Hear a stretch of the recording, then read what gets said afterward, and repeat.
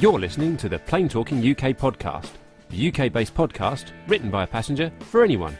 And here are your hosts, Carlos Stebbings, Matt Smith and Neville Bounds. Well, hello and welcome to episode number 250 of the Plane Talking UK podcast. I'm Carlos and we are back, our first live show of 2019, and with me in the PTUK studios, as always, pushing all the right buttons, it's Matt Smith. Although not necessarily in the right order, as I believe Eric Morecambe once said. But yes. Hello, ladies and gentlemen. How are you? Happy New Year, everyone. Happy New Year. Happy New Year, everyone. Yes. Yes, I must say, Matt, you've either you've moved out of the PTUK studios or we have moved to an airfield somewhere in the world here with a Cirrus behind us. Well, that's true, indeed. What's going on, Matt? Well, so we've had a little bit of an upgrade in the studio during the couple of weeks that we had off. I had a little play here in the studio, and behind us is now behave. There is now stop it. There is now a green screen behind us, and lots of you have been very kind in sending us in some amazing pictures. And what we thought we might do, as a bit of a change, is actually put the pictures on the green screen behind us. So if you're watching on YouTube, obviously those listening to the audio podcast, this mean absolutely nothing to you. So apologies for that. But I'm on going to hand the prop the YouTube Cirrus. version, yeah, absolutely. And this picture was sent in by the lovely Evan Shoes. So this is actually his Cirrus, I think, if memory serves. It's very nice. It's very nice. It Very, is, very yeah, shiny. absolutely, yeah. And joining us from his stately mansion in Buckinghamshire, it is the awesome Neville Bounds. And it is in a bit of a state at the moment. Could do a bit of vacuuming and dusting, but I tend to subcontract that to Mrs. Nev. Much How rude. Yeah, great to be back, and had a very nice break over Christmas and the New Year, I'm pleased to say. Went back to work on Wednesday of this week, which was a bit of a shock to the system. But luckily, all my colleagues seem to have taken the rest of the week off, so it's fairly quiet. Oh, so quite a quiet start to your week then, Nev. Which was Yeah. nice. Yeah, Yes. absolutely, I bet, yeah. So everything well with you? You had a good Christmas then, Nev?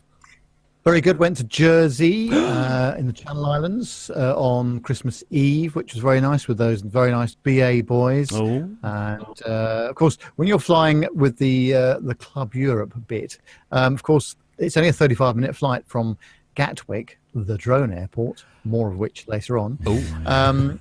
You've really got to stuff the food down at quite a rate of knots, yeah, okay. which I did. Well done. And, I'm now on quite a major diet as a result. Yeah, So I'm join the guessing club, you mate, were on the A320 now? A319. A319. It's only a short runway at Jersey, about 5,500 feet, I think it is. So, and of course, we're very lucky too, because the two flights I think that went after ours couldn't get into Jersey at all because of the fog. Oh, wow. And so they had to turn around and go back to Gatwick because there's no other diversions available. No, around that's probably Channel that's probably the shortest alternative, isn't it? Yeah. So following on from one of the Yeah. stories we had a few weeks back, Nev, did you have any lead shot in any of your meals on the aircraft? No, I didn't. Well, not that I knew about, anyway. But yeah, that was quite expensive, wasn't it? But no, it was all fine, thank you. The good. cuisine was up to the usual Exquisite, standard. yes. Yes. So joining us this week on the show is a very, very special guest yes. indeed. I really feel quite humbled. I know. She It's is the it's person. royalty. It's actual I know she's royalty. the person Yeah. who holds the whole of the APG show together with the strongest glue in the Yeah, world. I know. I don't. Yeah. If you could lend me some, that would be great. By the way. Of course, we're going to welcome onto the show Liz Piper. Hi, guys. What a treat to be asked to come on.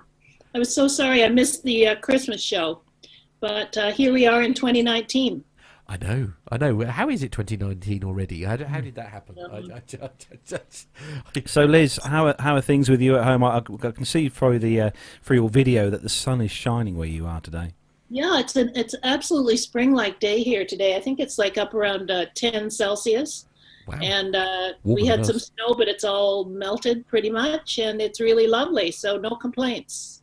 Oh, good. We haven't had any snow yet here in the UK. Well, we don't get snow apart from It's coming last next year, do month. we? Yeah, we don't It's get coming snow. next month. We don't get snow. We get snow. Snow. Yeah, Exactly. Indeed. So we're going to welcome on to or into the YouTube chat room all the lovely listeners who have joined us for the show tonight. Loads of names, all the usual family members in there. Paul Tricker, we've got Owen's in the chat room. Hello to you, Owen. Philip Davis, Richard Adams. We've got Richard King, who's also in the chat room. Masha's in the chat room. Hello to you, Masha. Jonathan Warner's in the chat room. He's looking forward to the military segment, which we haven't got this week. But anyway, Neil Landwarn is in the chat room. Just going down the list. I don't miss Have you seen anyone. who else in the chat room? Oh, Graham Haley. Hello to you, Graham Haley. Yes, And Chris Griggs and Nev. Who else we got? and Captain Jack, who is obviously checking up on Well, Liz. keeping an eye on Auntie Liz, absolutely, yeah, making sure that Quality is, up to par, yes. And also yeah. Matthew Buntingframe is also joined us in the chat room. So welcome to he everyone. must be one very tired bunny. He must be tired. Yeah, because he was here, wasn't he? And he's now either flying or flown home. When did he fly home? Day before yesterday, I think. Yeah. Yeah, indeed. He must be one very tired human being. Yeah, but I think Matthew Buntingframe, I think he flew home on the Dreamliner or the A350, so he's probably quite unjet lagged. Right. Okay. Right. Yeah. I'm not sure it quite works like that. Nev, Nev, what's your name? Oh Huh? dear, Bob? Bill? I don't know. Sorry, I'll go and have a lie down. It's fine. I know. I'll just So- sit here and press buttons. I'll remain silent. For Date check then, guys and girls. It is the 4th of January 2019, with the time just coming up to 6 minutes past 7 in the evening here in the UK. So it's safe to say we've got a busy show as always tonight. We've got all the usual awesome news stories. We've also got the 5th instalment from the Sir Richard Johns interview with Captain Nick and obviously Nev, who put that together. We've also got another little interview as well, which Matt and Nev done recently with Mark Heffer, all about to do about drones and being a drone pilot, and obviously to do with the incident at Gatwick, which happened over the Christmas period. At the end of the show, the tail end of the show, stay tuned because we are going to be drawing the winners of the Christmas competition. So for those of you who have entered, we've had loads of entries, loads of all correct answers as well, because all you lot are just so blooming fantastic at answering the questions. Even though I must admit, I did set some blooming hard questions this year. So There were some stinkers in there, weren't there? it definitely was. indeed. So we're going to be drawing those at the end of the show, so you'll have the chance to see who wins that book, signed book by Sir Richard Johns, and all the other great prizes we've got as well. But we are going to start. Actually, before we start, there are some complaints in the chat room, by the way, about the fact that there is no military section. You've got two people who are very keen military types who have both tuned in specially for our presumably New Year's resolution of lots of military. Although that's next week. is it right? Week. Okay. Although Graham Haley has pointed out that the military were actually at The story does Never mention mind. that actually coming up in a bit. One of the stories does mention the actual military involvement in the Gatwick thing. So there we go. Okay. But don't forget, don't panic. We will be getting back to normal programming very soon. This is normal programming. I did actually. I spent most of last night trawling through to get the stories for tonight's show, and after checking the various military do websites, some research, do you? I do a little bit, wow. yeah. You probably see by the You heard it time here first, ladies the and gentlemen. time I sent the email to you guys was quite late last night. I was in bed. But I go to bed at 9. at 9. God, you're worse than Gemma. She goes to bed about 7:30. But no, there wasn't a lot. There wasn't really anything kind of grabby news-wise. Dear. But, You see, they're going to disagree with you now. You wait. Coming in via email in no time at all. There will be lots. send lots. complaints into Matt Smith. Hey, now look here. no. Yeah. So Auntie Liz is going to see if she can sort of pop a military story in at some point, just by surprising us all. You see, so send them to Auntie Liz. Anyway, right. Sorry, so I digress. We are going to start the show then, as we do each week, with a rundown of the weekly news from around the world and the UK. So if you're ready, Matt. No. Good. And if you're ready, Nev. Hang on. Yeah, just Barely. stall for a And minute. Auntie Stall Liz. for a minute. I have a slight technical glitch. Really? I'm ready. Yeah, no, it's all good. Yeah, here we go. Let's Right. go.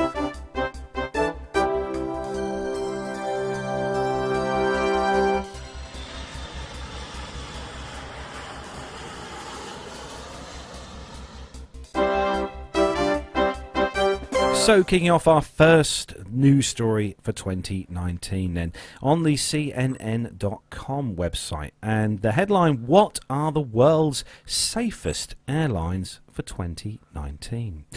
So it's not something that most avid travellers think about, but knowing you're in a reliable hands when flying from one side of the world to the other is always a plus, which is why it's worth a glance at the annual airlineratings.com list, naming the world's safest airlines and discovering which one is rated best. For 2019, the airline at the top of the list, once again, is Australian carrier, Australian carrier, Qantas. That was either the worst Australian accent I've ever heard in my life. Australian carrier Qantas. Wow. Accidents involving air transport are still incredibly rare, although the past 12 months saw a year-on-year rise in fatalities. Last year, Airline Ratings was unable to single out one airline over its rivals. This year, the Australia-based safety and product rating website had a more definitive outlook, says the editor-in-chief, Geoffrey Thomas. Qantas was a clear winner, given its industry leadership in safety innovation, he tells CNN Travel, spotlighting the airline's new non-stop Australia-UK route for its reliability. Airline Ratings analysed data for 405 airlines across the world to put together its list of the top 20 safest carriers. It used 12 separate criteria, including audits from governments, aviation governing bodies and lead associations. Also considered were the crash and serious incident records for each carrier, plus fleet age and profitability.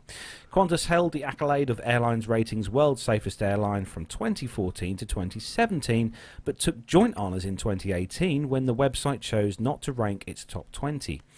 For 2019, Qantas is singled out as the best, while the remaining 19 safest airlines haven't been ordered and are instead listed alphabetically. So the top 20 airlines, here we go, the safest ones.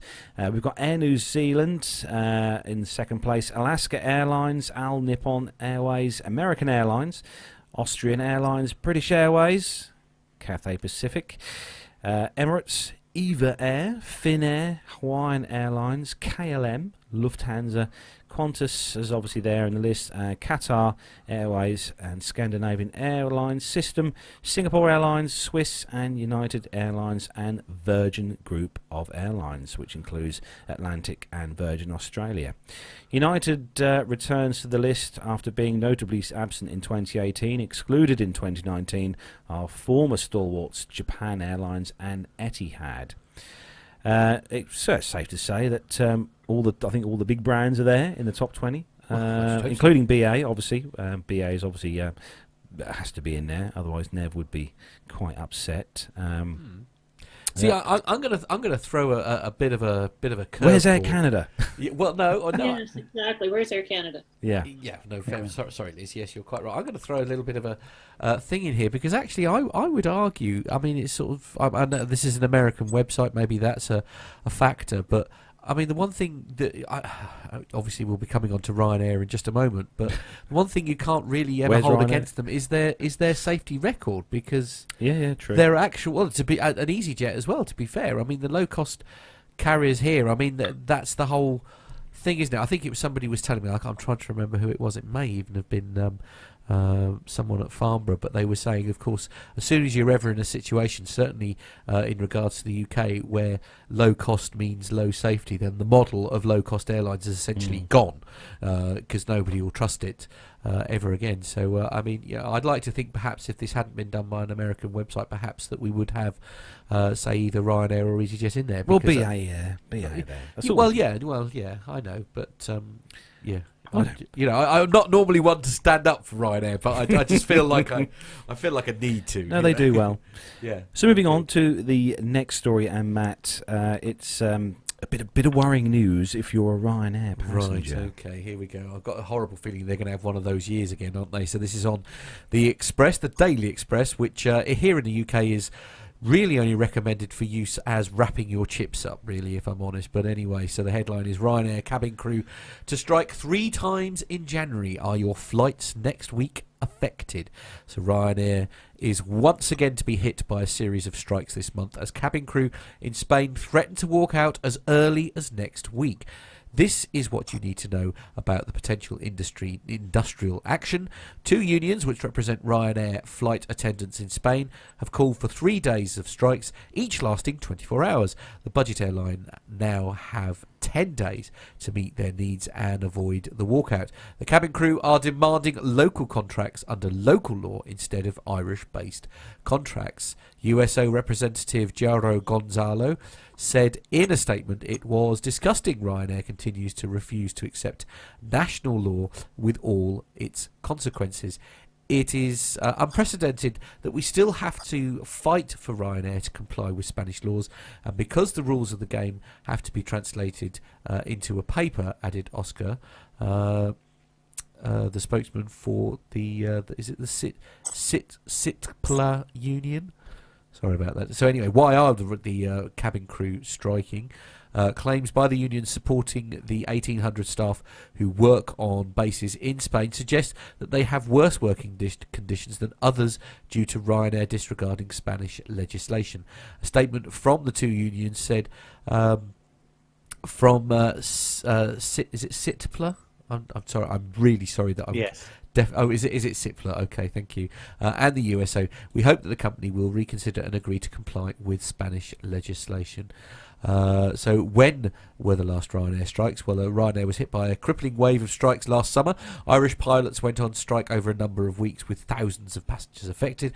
On the 28th of September, 250 flights were cancelled across Germany, Italy, the Netherlands, Portugal, Spain and Belgium. Approximately 30,000 passengers were affected by the strike. Ryanair's profit warning in October indicated the strikes cost the airline as much as 120 million euros. That's a big number, isn't it? So are Ryanair customers owed compensation? Passengers were rejected for compensation as Ryanair argued it was an extraordinary circumstance. This means the airline is not liable to pay out. The UK Civil Aviation Authority, the CAA, revealed last month it is taking enforcement action against Ryanair. The airline maintains financial compensation is not payable under European Commission Regulation 261/2004 for flight disruption resulting from industrial action by airline staff. It's going to be a real pain if this does affect people, because obviously a lot of people in Europe use Ryanair, and the Express, as they sometimes do with these stories, have got one of these lot of video kind of questionnaires on the website, which you can click on. It says, are you flying with Ryanair this month? You give them three choices: yes, and the strikes will affect me; yes, the strikes won't affect me; and then another one says, no, I'm not flying with Ryanair. And the top of the list, 78%, is the yes, and the strikes could affect me, which is rather worrying if you are a passenger travelling with Ryanair in the next few weeks. Okay, so this is actually, while we're talking about Ryanair, this is actually surprisingly relevant, and well done to Owen for doing this for me.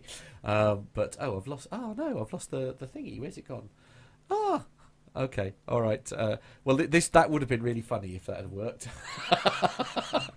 Keep talking. Anyway, everyone. Liz, you don't have to worry about these kind of things over where you are, do you? You don't have these kind of Ryanair type airlines your side of the pond. Well, we do actually. We have a couple of really ultra low cost carriers that have started lately. Flare and what's the other one? Swoop. Oh, Swoop, yeah. Yeah, that flies out of Hamilton, but we don't seem to have had a lot of labor issues with the airlines. Touch wood. It just doesn't, in Canada anyway. We haven't had any strikes recently, so. No, indeed. Actually, on the subject of Ryanair, say we before the start of the show, we were asking for captions in regard to a screen grab that somebody had done for us. And, no. This one was just been sent in by Owen. This is when you see your Ryanair bill after all the added extras. Nice work there, Owen. Very proud of you. That's quite very good. Oh, we're going to have so much fun with this. Keep in the suggested captions coming in. Stick them in the chat room. Why did I do turn them that? into a meme. Excellent, lovely. Anyway, I'm having so much fun. Anyway, moving on swiftly on to the next story, which is a special BA one just for Nev. It is, thank you. And it's on the standard.co.uk website. And it says that British Airways has bought state-of-the-art de-icing cannons and is training baggage handlers how to operate them in order to stop its passengers getting stranded at Heathrow in heavy snow. Following chaos by the Beast from the East blizzards in February, BA is training the staff to crew its 25 water cannon-style de-icing trucks. As part of preparations for freezing weather this winter, it's bought 2 new trucks, each costing £900,000. BA deals with more than 200 Heathrow departures daily, but cancelled more than 300 flights after heavy snowfall last year. The Standard was shown BA's foul weather preparation at the airline's perimeter training facility. New volunteers who will be paid overtime are trained on a simulator and then a static training wing.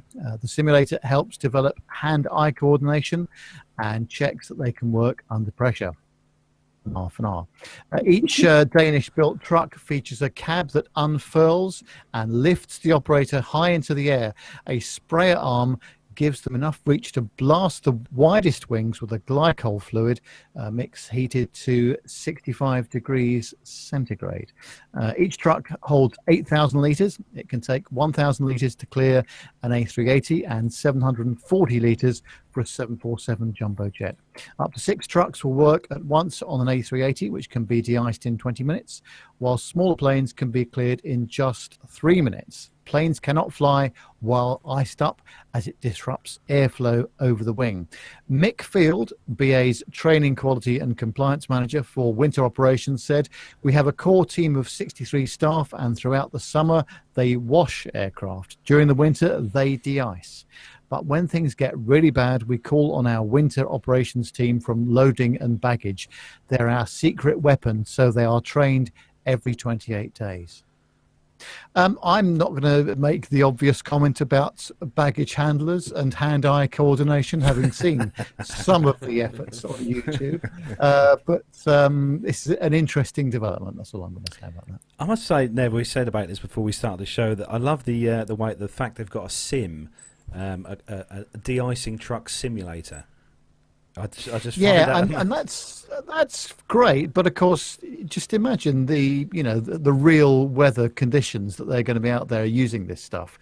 The simulator's got no hope of trying to replicate that at all. So I'm not quite sure how much value that brings, really, but I think on-the-job training is probably better. But we'll have to see how it goes. We probably won't get any bad weather at all this year, having said all that. Yeah, so, it's usually the way, isn't it? Yeah. Oh, a quick welcome as well into the chat room. Stephen Ivy has joined us in the chat room. Hello, Stephen. Hope you're doing well with the job. I did hear him on a certain other podcast just recently. Yeah, right. Okay. I wonder which one that was. I know. Yeah. Not going to mention him. No. Okay. So moving on to actually, before we move on, there's I've just had another meme coming. I'm going to have so much fun with this. There we go. When your Ryanair flight hasn't been cancelled. Excellent. Yeah. No. Oh, right. Keep coming, guys. Anyway. Please do. I'm just. Where was Jonathan Warner's name here for the Christmas competition? Stop it. Move on. Anyway, right. Moving swiftly on to the next story, which Auntie Liz is for you. Alrighty then. It's from a Canadian news source, ctvnews.ca, and it's a first-class gaffe. Cathay to honor cheap ticket error. Scores of savvy travelers will be sipping heavily discounted champagne in first-class recliners on Cathay Pacific flights this year after the airline agreed to honor tickets that were mistakenly sold at a fraction of their value. Airline and travel blogs went into overdrive on New Year's Eve after eagle-eyed shoppers noticed the carrier was offering first and business class tickets on its website from Vietnam to the United States and Canada for as little as US $670. That represented a staggering discount. A first-class round trip would usually cost $16,000 and a business class flight $4,000 to $6,000. It took 2 days for Cathay to publicly acknowledge the error, with the airline on Wednesday saying it would indeed honor the cheap fares. Quote, "We made a mistake, but we look forward to welcoming you on board with your ticket issued," the airline said on Twitter, calling the mistake a very good surprise special on New Year's Day. A spokesman for Cathay declined to say how many tickets were sold at the discounted price. Wang Guanran, a travel blogger who writes under the alias Dominicus on the HongKongTravelBlog.com, said he was working in the early hours of New Year's Day when he spotted websites alerting people to cheap flights around 5 a.m. Hong Kong time. In 2 hours, he managed to snap up 5 first-class round trips from Vietnam to New York for $840 each, and a business class flight for $699. After that, the searches on Cathay's website stopped working. I imagine. I can't imagine why. Perhaps it melted. I think that might be why. I was very lucky, he told AFP. Most people in Hong Kong were sleeping after celebrating, and they totally missed it. Most of those awake when the glitch hit would have been in Europe and North America. Until then, it wasn't looking like a good new year. I'd been working and was missing my family. Estimating the flights will earn him some 400,000 air miles. He said he had a hunch Cathay would honor the prices. I was betting on the fact they really need good publicity right now. Cathay had a tough year in 2018. It continued to struggle with the rise of cheaper mainland Chinese rivals, losing $33 million in the first 6 months of the year. Then in October, it admitted a massive data breach, 5 months after hackers made off with the data of 9.4 million customers, including passport numbers and credit card details. Regis Chung, who bought 3 round-trip tickets from Vietnam to New York and 1 to Vancouver for around $800 each, welcomed Cathay's move. If they didn't honor the tickets, people would end up hating Cathay even more because of the latest data scandal, she told AFP. Their response has helped improve their image. It's not the first time airlines have sold cheap fares by mistake. In 2014, Singapore Airlines agreed to honor some 400 business class flights to Australia sold at economy prices. Last year, Hong Kong Airlines said it would do the same when a similar mistake was made. Air Canada is currently involved in a class action suit at home for refusing to honor a similar price on a mistake in 2015. Wow. So nice New Year's present for those folks. I mean, one of the things that we were talking about, I think, before we started the show, weren't we, is actually, I know this will have cost them a lot of money in comparison to how much it would normally do, but I mean, the PR involved in this is just amazing. I mean, they couldn't have done it better. Indeed, I really don't think they could have played it any better. In fact, there are many airlines, BA, who could perhaps learn a lesson or two from how these sort of said faux pas are being handled. To be honest, no, they've done themselves a big favour, I think, Liz, with this, and honouring the tickets and stuff. I think that's it's like I said, it's good PR for the airline. It certainly is. Definitely. Yeah, definitely. Yeah. I got another meme for you, by the way. There we are. So when Carlos has to fly Airbus, I think that's my favourite currently. Just need to add the words A330 on there, and then that'll be fine. Oh right, you're not a particular fan. Are you not a fan of the A330? No, Nev knows why. Oh right. Oh, right. Yes. Okay. So yes. I do love in jokes. That's fine. I'll tell you what, Nev. I think we're going to have to be on the ball here and look at all the different airlines for Dubai and try and kind of catch one when they're having a technical glitch. Right, that's a good idea, isn't it? Yes, and we just happen to be there with our video and audio gear. Yeah, and, absolutely. Yes. As long as they honour it, of course. Yeah, as long as they honour it. Oh, yeah, quite. Yeah. Indeed. So the next story is on the Telegraph.co.uk website, and it's good news for all those who like to be kind of environmentally friendly, because the world's first plastic-free flight is here, but will other airlines follow? So the world's first plastic-free flight took to the skies just after Christmas, operated by Portuguese airline that says it can no longer ignore the impact of the single-use material on the environment. High Fly, which for those of you who watched our Farnborough specials will know that they had their A380 there in 2018, a company that wet leases aircraft in Portugal and Malta, replaced plastic cutlery and containers with bamboo and compostable alternatives. Crafted from recyclable material, the flight took passengers from the carrier's headquarters in Lisbon, Brazil on an A340 on Boxing Day, and is the first of 3 more test flights to follow, all carrying a total of 700 travellers. The aim, according to High Fly President Paulo Mapuri, is to adopt a plastic-free policy on all of its flights by the end of 2019. He says that we know from the feedback we have received from client airlines and passengers that it's the right thing for the airline to be doing, Mapuri said. These test flights will prevent around 350 kilograms of single-use, virtually indestructible plastics from poisoning the environment. He told the Canadian television network CTV we can no longer ignore the impact plastic contamination has on the ecosystem as well as on human health. Among the scores of single-use plastic items that have been replaced are cups, spoons, salt and pepper shakers, packaging for bedding, dishes, individual butter pots, soft drink bottles and toothbrushes. Highfly specialises in leasing wide-body aircraft to carriers that need extra capacity at peak times, and it covers 400 destinations and serves 200 airlines. Last August, for example, it leased an A380 to Norwegian due to the budget carrier's issues with the engines on the Dreamliner. Scrapping single-use plastic is a promising move for the aviation industry, but will other airlines follow the lead? Last year, Ryanair pledged to go plastic-free by 2020 as part of a 5-year plan to become the greenest airline, in part by eliminating non-recyclable plastics from both its aircraft and head offices. An encouraging, if particular, promise given. Ryanair's chief executive Michael O'Leary has been famously quoted calling environmentalists ludities marching us back into the 18th century. Of course, he would say something like that.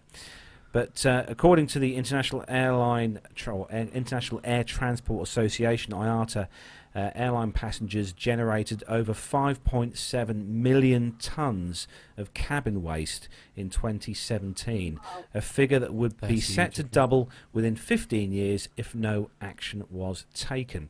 In October, Air New Zealand announced that it had already removed 3,000 straws and more than 7 million coffee stirrers and over 500,000 eye mask bags and toothbrushes from its lounges and aircraft, but over the next year it will be banning a further 14 plastic items, among them plastic cups, lids and bags. In the US, Alaska Airlines has scrapped the use of plastic straws and Delta has begun phasing them out as well.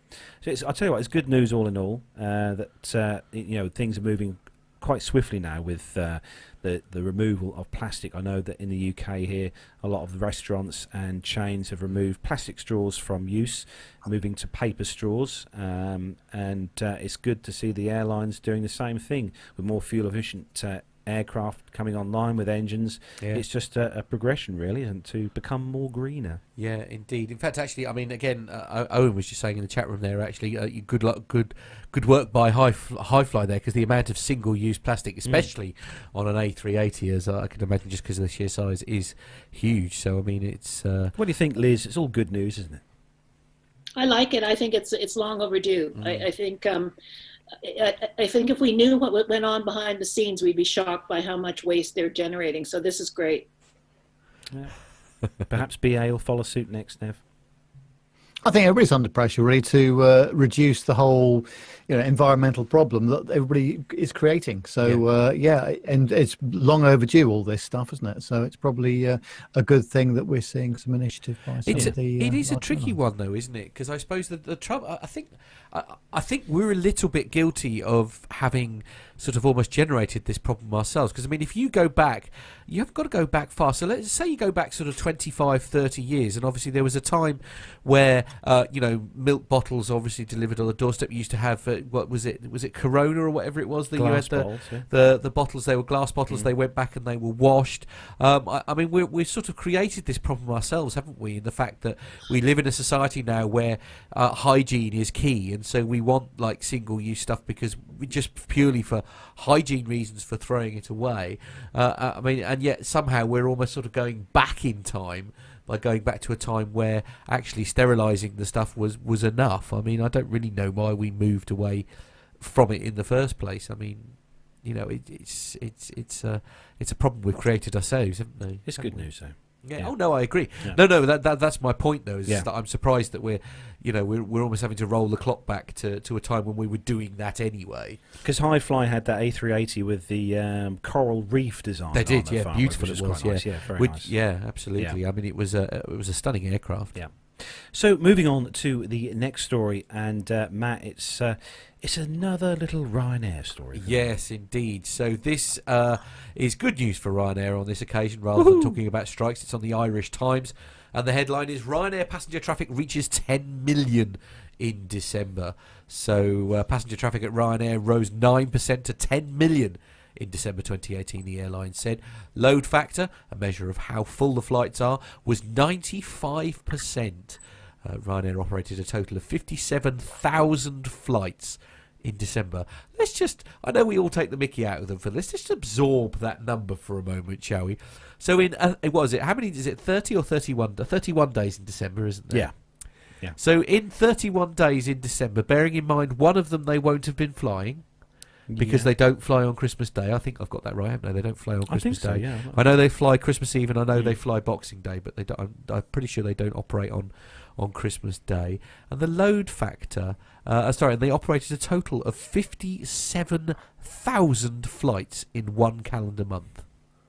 That's a really big phenomenal number, isn't it? Yeah, absolutely. So Laudamotion, who is the airline founded by former Formula One driver Niki Lauda, and in which Ryanair has a 75% stake, carried 300,000 passengers over the month. Whoa!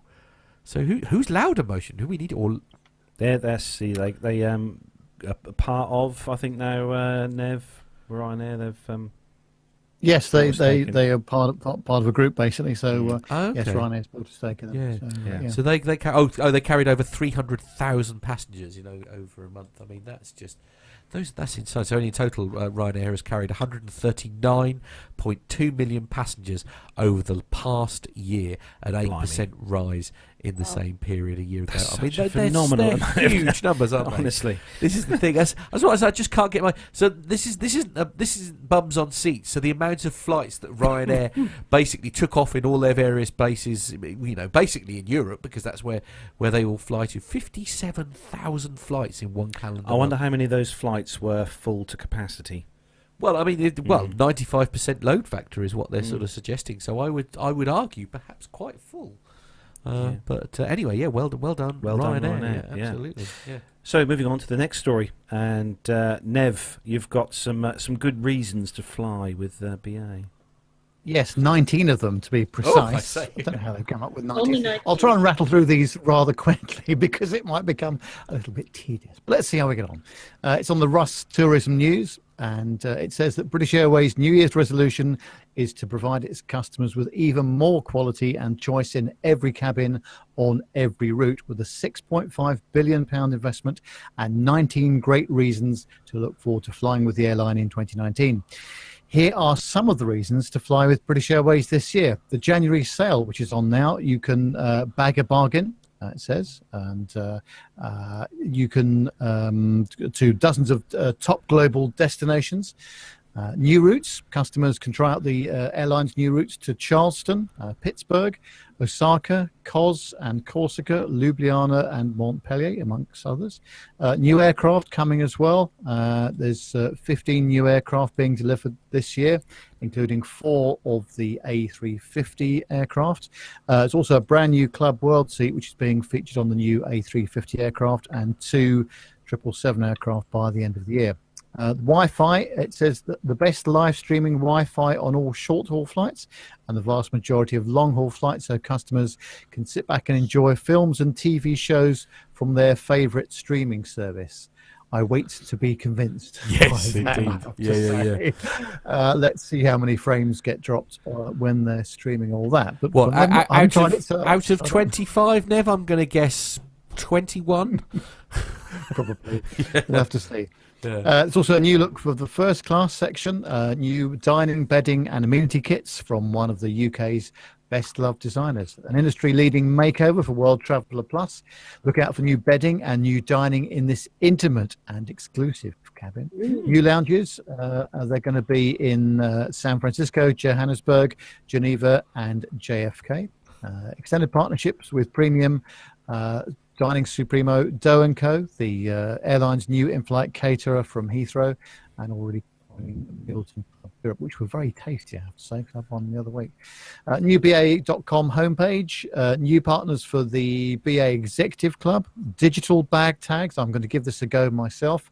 It's a UK first. Sync your personal baggage tag with the BA app, drop your luggage at the airport and fly. What could possibly go wrong there? Self-service baggage drops at Heathrow Terminal 3, offering customers the same service as in T5. Facial recognition technology, more biometric technology at Heathrow, London City and Gatwick, New York, JFK, Orlando, Los Angeles and Miami. The system makes boarding faster and more convenient, helping British Airways depart flights on or ahead of time. New emissions-free remote-controlled pushback vehicles for long-haul aircraft. We've seen some of those at Heathrow already, and short-haul versions also which reduce pushback delays by more than 70%. New winter equipment, which we've just heard about as well. Hotel reservations, investment in new technology. We'll see rooms automatically booked for customers who miss their flights due to disruption. Wouldn't mind saying how that works. Enhanced customer service. Almost 30,000 staff will receive the airline's all-new customer service training. At T5, more airport hosts than ever before are being retrained to manage any customer issues, from rebookings to upgrades, lounge access, baggage and transfer queries, and flight information. And last but not least, and Dave Walsworth, who flies the BA 380 for the airline, mentioned this on his Twitter feed. Look out for the BA centenary celebrations. It's going to be 100 years old this year, and we'll be celebrating in style, sharing its heritage, and looking at what to expect from flying in the future. And Dave was saying that they've got some very special things lined up for this year, so wait and see. Well, that sounds like a nice long list of positive things, doesn't it? Yeah, You know, I mean, they did have a bit of a kind of rough, tickly year in 2018 now, and it seems like they are really kind of trying to improve themselves for 2019 now. What do you say? I think Alex Cruz has had so many complaints about everything to do with the airline. I think they've had to really, improve things now. It looks like they're doing the right thing, certainly. Yeah, it's very good. Yeah. So, Liz. In fact, actually, as we move on to the next one, dear. we've had another meme no. come in. This one especially is for Auntie Liz, actually, and I'm sure she will appreciate this more than anyone else. There we are. Who sent that in? It's they're coming in on the chat room, but Owen is creating them for us. So when APG starts, we might have to keep. We might have to send that to them. I think so. And here's the live version. There we are. Very good. Okay. Anyway, sorry. Do carry on, Auntie Liz. Sorry about that. Anyway, carry on, so Liz. the next item is from abcnews.go.com, but it's about a Toronto story. Airline employee goes viral after video shows him dancing on the tarmac. When Jamal Allen danced on the tarmac at Toronto Pearson International as an airplane prepared for takeoff this holiday season, he thought the only people who would see his moves were the passengers, and more specifically, the crying child on board, who he was trying to make smile. I felt like I needed to brighten that child's life, Allen told ABC News recently. I just made her smile, so then I continued to dance. But ever since the moment was captured on video and posted to Twitter, his energetic sidesteps and shimmies have been watched more than 1.71 million times. It was a really big impact, said Allen. It made a great way to end 2018. Allen, 28, who has worked for American Airlines for 2 years, said the dancing didn't interfere with his duties as customer service agent, but it did show him how much he enjoys his job. I just love what I do, and I love making the passengers happy, said Allen. In an interview with ABC News, Allen said people on board planes recognize him, and he still dances every now and then on the tarmac. Allen said his sudden internet stardom has come as a surprise, and while he enjoys dancing, his dream is actually to become a pilot. For now, though, he's just happy the video took off.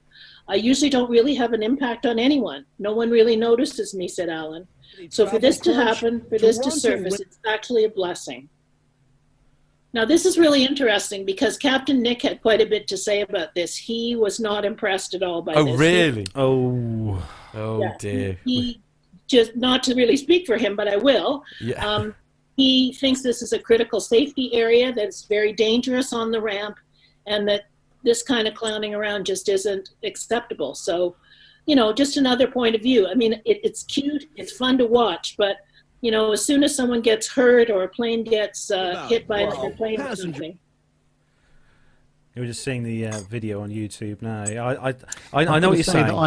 I'm in agreement with Nick there because we see so many accidents and incidents on the ramp for all sorts of reasons. Handling the aircraft, professionally, hopefully, and then you've got this fella, and I just don't think that's the right thing to be doing on the ramp.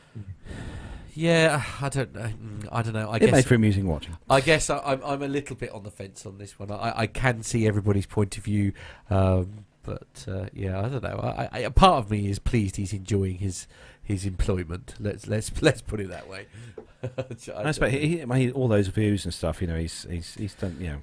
Yeah. Although it is, I see the point that Nick makes, a safety. Yeah, issue, absolutely. But, No, I can. Yeah. But then you could, opening the net slightly wider, and obviously we've featured them before. But you could perhaps argue again these safety videos that true. where they've got the celebrities and stuff. Again, it's that saying it's a very critical safety.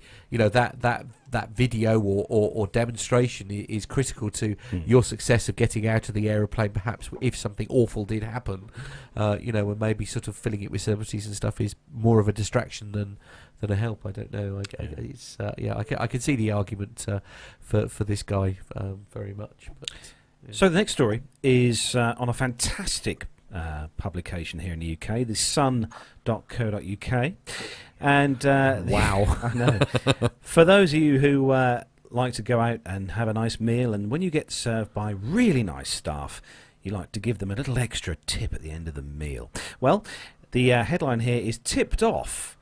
Airline is asking passengers to tip the cabin crew when buying the drinks round. So passengers on US-based Frontier Airlines are now prompted to leave a tip for the cabin crew during the drinks service. What? Passengers travelling on US-based Frontier Airlines may be in for a shock the next time they order a drink. The budget carrier now suggests that passengers should tip the flight attendants after serving them. According to JT Genter at the Point Sky, he was handed a mobile tablet after ordering a soft drink during a flight. On the screen it said, "Gratuities are appreciated." The default tips were set at 15%, 20% and 25%, and a custom percentage is also possible. Passengers are also given the option not to tip. A Frontier spokesperson told the website currently tips are shared amongst all members of the flight crew on a given flight.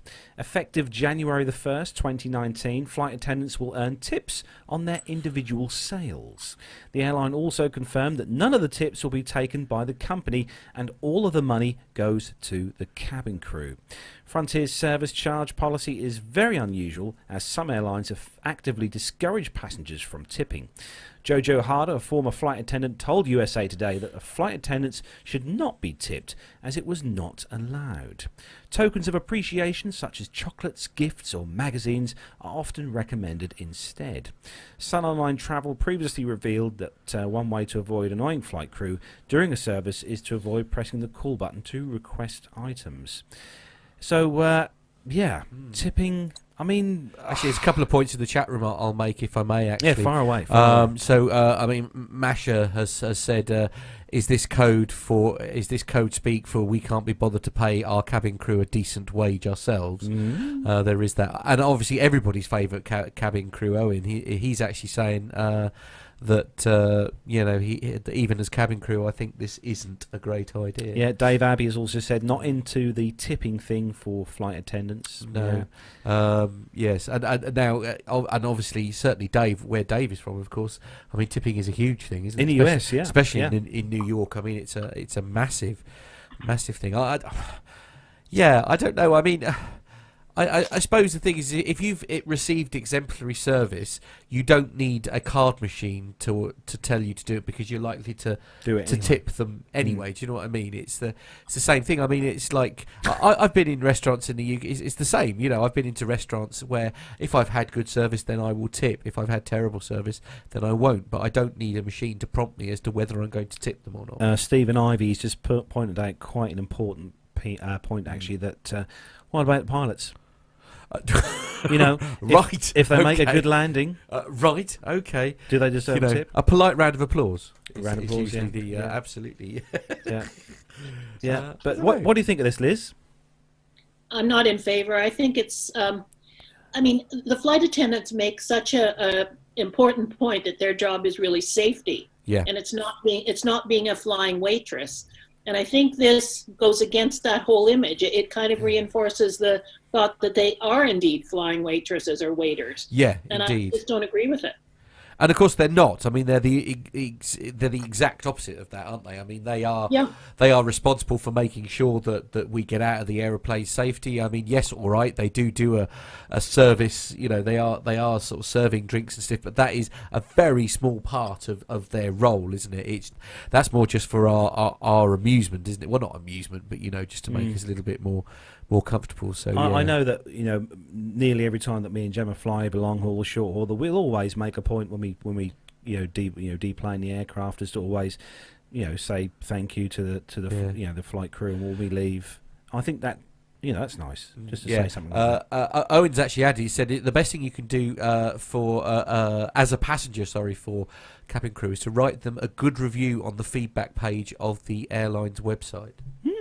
So perhaps that's a very good idea. So, ladies and gentlemen, we should all do that. If you've received good service, then do that. Isn't there one of the big US carriers who have a system? I think Brian has mentioned it before, Brian Coleman, that you can give them some kind of golden ticket or something that gets them. Yeah, BA do that as well. Yeah, you can give them a gold star or something like that, and that gets through to their managers and all the rest of it. So it's great. Mr. Tricker has actually said if they hand me a card machine, I'll give them a tip, but it won't be monetary based. Family show. Indeed. Yeah, I'm just reading the comments in the chat room. Very entertaining, I will say. Yeah, absolutely. Some Most of them probably we not can't for read out, broadcasting, but thanks for that. Yeah. So moving on to the next story, and a little taster of what's to come after the news, isn't it, this story? Right. It must be drone time then. Yeah, so this is on the BBC News website, and I think it's fair to say, Nev, I don't think I'm speaking out of turn. I'll say more to do with that a bit later. But I think it's fair to say that the reporting hasn't been particularly balanced when it comes to this incident. It's been hopeless from start to finish, and we're still no closer to knowing what really happened either. Indeed. So normally the BBC, which are I have to say usually quite good, but I think even they've missed the mark, if I'm honest. But anyway, so this story is. Now, you see, if we had Richard Westcott back on doing his transport bit, then we wouldn't have had any of this at all. Is my personal opinion. Indeed. Now I'm going to be a bit selfish here, Nev, because we do live in the east of England, and he's now based in Cambridge.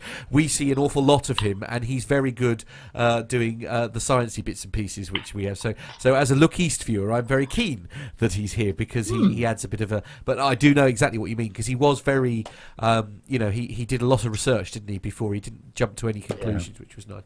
Anyway, I digress. So the headline is, this is on the BBC News website, and the headline is Gatwick drones, military stood down after airport chaos. So unless you've been stuck under a stone, obviously you'll know exactly what this story is all about. It's pretty typical that one of the biggest stories would break while we were on our 2-week holiday. But anyway, there we are. Military capability deployed to counter illegal drone flights at Gatwick Airport has been withdrawn, the Ministry of Defence has said. The RAF was deployed as hundreds of flights were cancelled on the 20th of December following repeated drone sightings. Gatwick said it had spent £5 million to prevent future attacks, but would not comment on the nature of the system. Sussex Police said no arrests have been made since a couple were released without charge on the 23rd of December. More than 140,000 passengers were affected by about 1,000 cancellations and delays during the 36 hours of chaos. People reported being stuck on planes for hours, missing family holidays, job interviews, and finding themselves landing in airports they weren't expecting. Police said at the time that attempts to catch whoever was controlling the drones were painstaking, because each time we believe we get close to the operator, the drone disappears. When we look to reopen the airfield, the drone reappears. The drones were first spotted on the evening of the 19th of December, and the knock-on effects from so many cancelled flights meant delays continued into the weekend.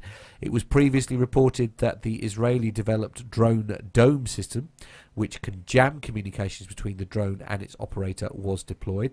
However, it is understood that the MOD is still waiting to receive the equipment, and an alternative system has been used at Gatwick. A £50,000 reward for information leading to a conviction in the case has been offered by Crime Stoppers, which said it had passed on close to 30 pieces of information to law enforcement within the first 24 hours. A suggestion by senior Sussex police officer that there may have been no drones at all was later dismissed as miscommunication. The force has now said it is investigating relevant sightings from 115 witnesses, 93 of whom it described as credible, including airport staff, police officers and a pilot. Chief Constable Giles York said some of the drones spotted may have belonged to the police and caused confusion. Right, but he said that it was absolutely certain a drone had been flying near the runway during the disruption. The MOD said the military capability has now been withdrawn from Gatwick. The armed forces stand ever ready to assist should a request for support be received. It had previously been reported the Army assisted at Gatwick, but the MOD confirmed it had deployed personnel from the Royal Air Force Regiment. So it's we'll leave that story for now, actually, because I think we're going to come back to that, and we'll perhaps get comments. Yeah, stop from the chat droning room. on, Matt. Really? That's painful. But we're going to come back to that very shortly, because we, myself and Nev, had a chat with a very keen drones, Mark, wasn't it? Mark Heffer, wasn't it? We had a chat with him later, but we'll come back to this story, I think, in more detail later. So moving on to the next story then, Nev. Yeah, it's on the nextbigfuture.com website, and it talks about the two new airport mega hubs, which they're hoping to lower international airfares in 2019. Istanbul in Turkey and Daxing Airport in Beijing will both open in 2019 to add huge competition for international airport mega hubs. The airports are state-supported and will provide airport competition and extra capacity for a combined 160 million passengers. This should lower airfares with more planes and companies have space, and the effect should be to lower prices. It's expected that a London to Sydney flight could be as cheap as $350. I think a little way off that somehow. But Istanbul Airport should be fully open in March 2019. The airport should be able to support 90 million passengers initially, then ramp up to 200 million passengers per year. The airport costs $12 billion and covers 26 square miles. That's more than the area than the whole of Manhattan. Daxing Airport in China is expected to be open on September the 30th, 2019. It'll serve as a major international hub in North China. It'll have 4 runways, 268 parking bays, and a 700,000 square meter terminal area. The airport is expected to be the world's largest airport upon completion. The new airport is also expecting a total of 7 runways in the future in order to accommodate 620,000 flights and 100 million passengers each year. Daxing Airport will cover 47 square kilometers, 18 square miles, and will have a 700,000 square meter, which is 7.5 million square foot terminal. China will overtake America as the biggest aviation market by 2022 and will go on to hit a total of 1.5 billion passengers by 2036. China has about 620 million air travel passengers in 2018 and should have almost 700 million passengers in 2019. China should have nearly 150 million international air passengers in 2019. So we can see where the growth is coming there, folks, can't we? And there's some eye-watering numbers there too, aren't there? Incredible. Absolutely incredible growth. I know that obviously, because for those of you who live in the UK, I know that most people will fly direct from London Heathrow and Gatwick to the Middle East, but I know that Turkish Airlines do offer a stopover in Istanbul on the way to Dubai, and their flight prices are incredibly cheap with that stopover. But yeah, it'd be good to see what these how these airports cope when they do obviously eventually get up to full capacity and run. But no, they are, like you said, Nev, very large figures of people. Yeah, very scary. Indeed. So, Liz, the last story is got a bit of a wow to it, this one. It does. It's a wow story. So it's from businessweekly.co.uk, and the headline is Wow! Stansted coup as Icelandic airline switches from Gatwick. Ultra-low-cost Icelandic airline WOW Air is moving its London Gatwick service across to Stansted from March 31st. Oh, wow. The new schedule from London Stansted will see daily flights to Keflavik depart at 11:20, allowing passengers to make onward connections to the US and Canada. Mats Sigurdsson, love the name, Stansted's aviation director. Oh, I thought he was with WOW. We're delighted that WOW Air has chosen to base its London operation at London Stansted Airport. We saw really high demand over the summer from passengers choosing WOW's flights to Reykjavik and beyond, to destinations across the United States, and inbound tourism to London and the east of England. We look forward to welcoming more WOW passengers to Stansted early this year.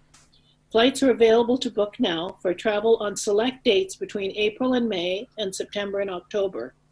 To further expand its UK market, the airline will be reintroducing its Edinburgh to Keflavik route following a seasonal pause, with flights starting from June.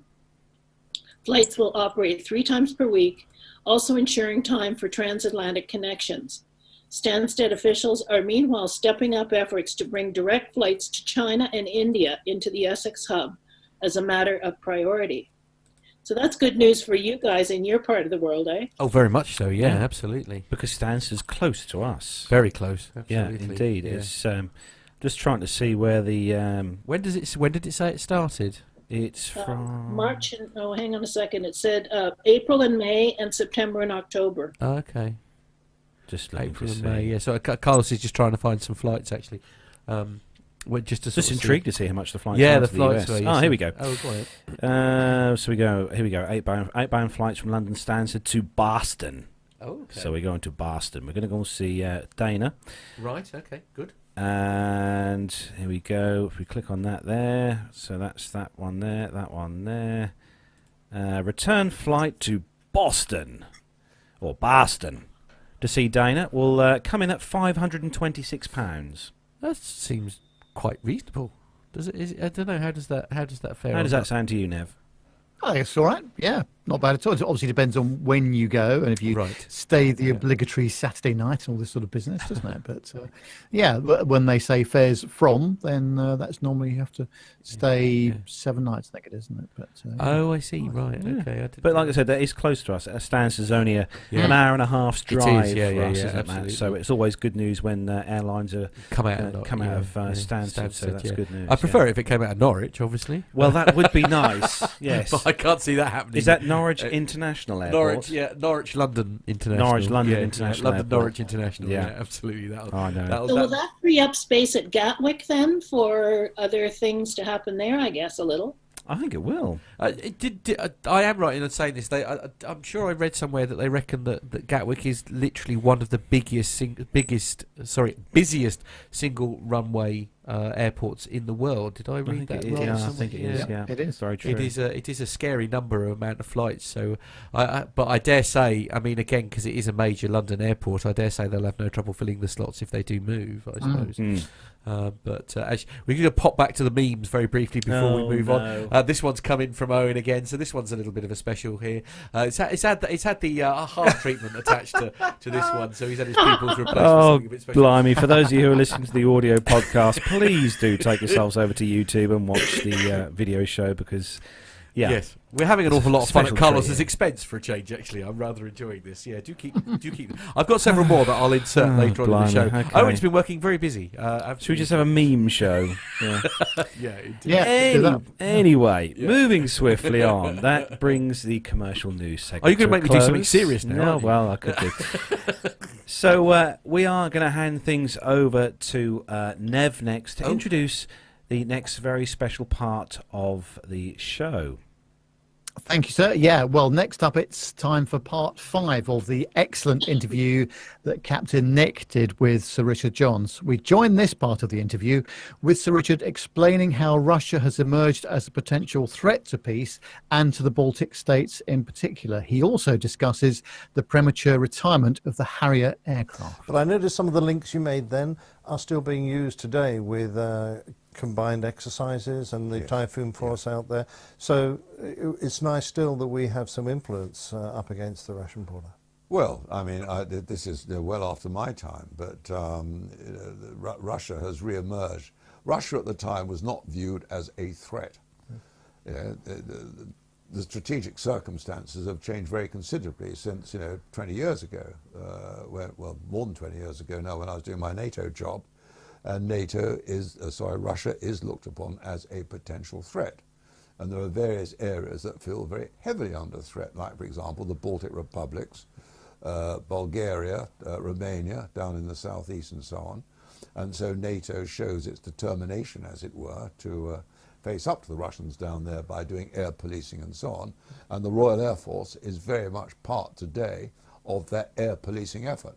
So they don't just do it for the United Kingdom and the Falkland Islands, but they do it on a rotational aspect, as I understand it, in those areas. Yeah.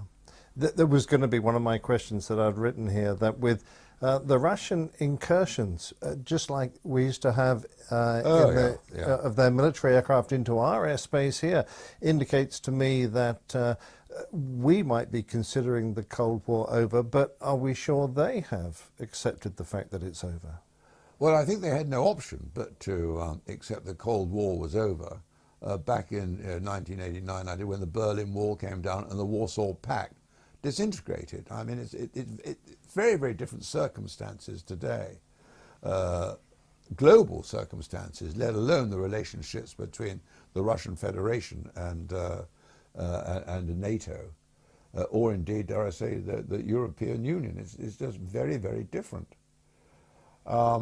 You're quite right. I mean, when I was Sasso, I do remember one incident very clearly, when we might have shot an aeroplane down. I was a duty air defense commander. This is a rotational type thing in the headquarters.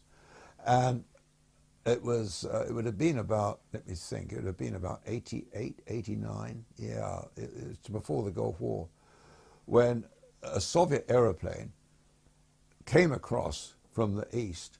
The guy had jumped out, and it came coming across the east, and there we were. It was being plotted across, and I was phoned up and said, this aeroplane is heading our way. And I thought, wow, we're going to shoot the bloody thing down over the North Sea, and so on. And we were getting all taught, the QRA had been alerted, to go if it came out. But if I recall, because sometime, I think it crashed in Belgium because it ran out of fuel. But no, sorry, but you remember yourself from those days that QRA was often scrambled in the Cold War as the Russians probed. And one of the things I was having to do as Sasso, when Paddy Hine was my commander-in-chief again, and I worked for Paddy over many, many years, was to devise what they used to do, as you recall, was they would come around the Kola Peninsula, they'd be picked up by Norwegian radars who would tell us and so on. And then all of a sudden they would go down to low level, and we would lose them when they were at low level. And then we never knew where they were going to pop up again, and then they'll pop up again on the edge of the UK ADR, sometimes in it, and so on. And this really miffed Paddy. And one of the jobs that I had to do was the staff had to do, which I had to submit to him, was an op plan that we'll show them, and we'll get them when they're down low level. And this, of course, was when we got our new AWACS airplanes. The dear old shacks are gone. Yes. And we were going to put up, as soon as we got the tell-off from the Norwegians that they'd taken off from the Kola Peninsula and they were coming around, get a package airborne that would have Phantoms, AWACS and tankers all together. And the AWACS would pick them up, and then we'd start intercepting them at low level, which would give them something to think about. But yes. Then, of course, the Berlin Wall came down. We were a bit late. Looking back from your seat as a retired officer, how did you feel about the premature closing down of the Harrier force? Oh boy. I mean, I can rant on about that for a long time. But as I understand it, in this dreadful 2010, what do they call it? Strategic and Security Defence Review or something like that. The Air Force was told to get rid of a fighter-type jet. And the choice was pretty narrow. Certainly we weren't going to get rid of Typhoon. And so it boiled down to Tornado or Harrier. And the Harrier went. Why? Well, first of all, there were 6 squadrons of Tornadoes versus 3 squadrons of Harriers in Joint Force Harrier at that time. And the one thing the Harrier couldn't do was carry Storm Shadow, and it couldn't carry, I think I'm correct in saying, Brimstone at that time, both of which the Tornado could carry. And so in terms of decision making, if you had to lose one, despite what people said at the time from the other services, that it was it was a straightforward counting exercise and capability exercise. The Tornado could carry weapons that the Harrier couldn't. Harrier might have been, God's gift to particularly the army out in Afghanistan at the time in terms of close air support or covering them from high level, but no, it had to be the Harrier that went, if you were going to agree to that. Well, I've still got a couple of chums in the US Marine Corps from yesterday, and they thought when they got the whole lot, not just the how many was it, 70 GR9s or whatever the number was, plus all their spares backup for an absolute knockdown price. They thought Christmas had come twice that year. And there we were. We knew these carriers, were going to be built, and that's another story, how they transmogrified from 30,000 ton ships to 40,000 ton ships into 65,000 to 70,000 ton ships is not anything, I know I have my own views on it, but how that happened, I haven't got a clue. But they have no aeroplanes to fly on them. And surely the sensible thing would have been at least to retain a percentage of that force, put them into mothballs or whatever, and to bring them out again when these ships came. So you actually had something to operate off them, in the early days or whatever. So I just think it was one of a raft of dreadful decisions that were made at the time. I really do. Interesting. But I talk as a retired officer, of course, and I'm not conversant with all the facts that led to the decisions to be made. Don't worry, I've talked to Sir Glenn about it. Oh, you have? Yes, he's on the record. I'm sorry to jump down. I hope my story is roughly in tune with what he told you. Exactly in tune. It's almost like you'd spoken to it at dinner a couple of days ago. Sorry, leaping back to your, we had you in NATO, and now you're taking up the most senior post in the Royal Air Force as the Chief of the Air Staff. Chief of the Air Staff. I do apologise. It's been a few years for me as Chief of the Air Staff. I imagine your most difficult job at that time was trying to raise the morale in the Air Force, which had been beaten down through cost cutting and all the various measures taken to shrink the Air Force. And yet you were coming to this from quite a few years outside of the Air Force in NATO. How did you face that? How hard a job was that? Well, I mean, the very first thing one had to accept, I mean, I took over in April 97, couple of weeks, 3 weeks before the general election, that soon after I took over there was going to be a defence review of some sort or the other.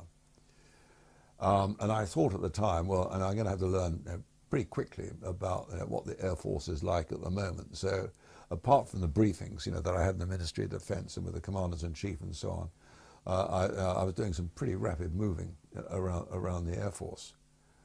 And morale was described to me at the time by the then Commanders-in-Chief as on the cusp.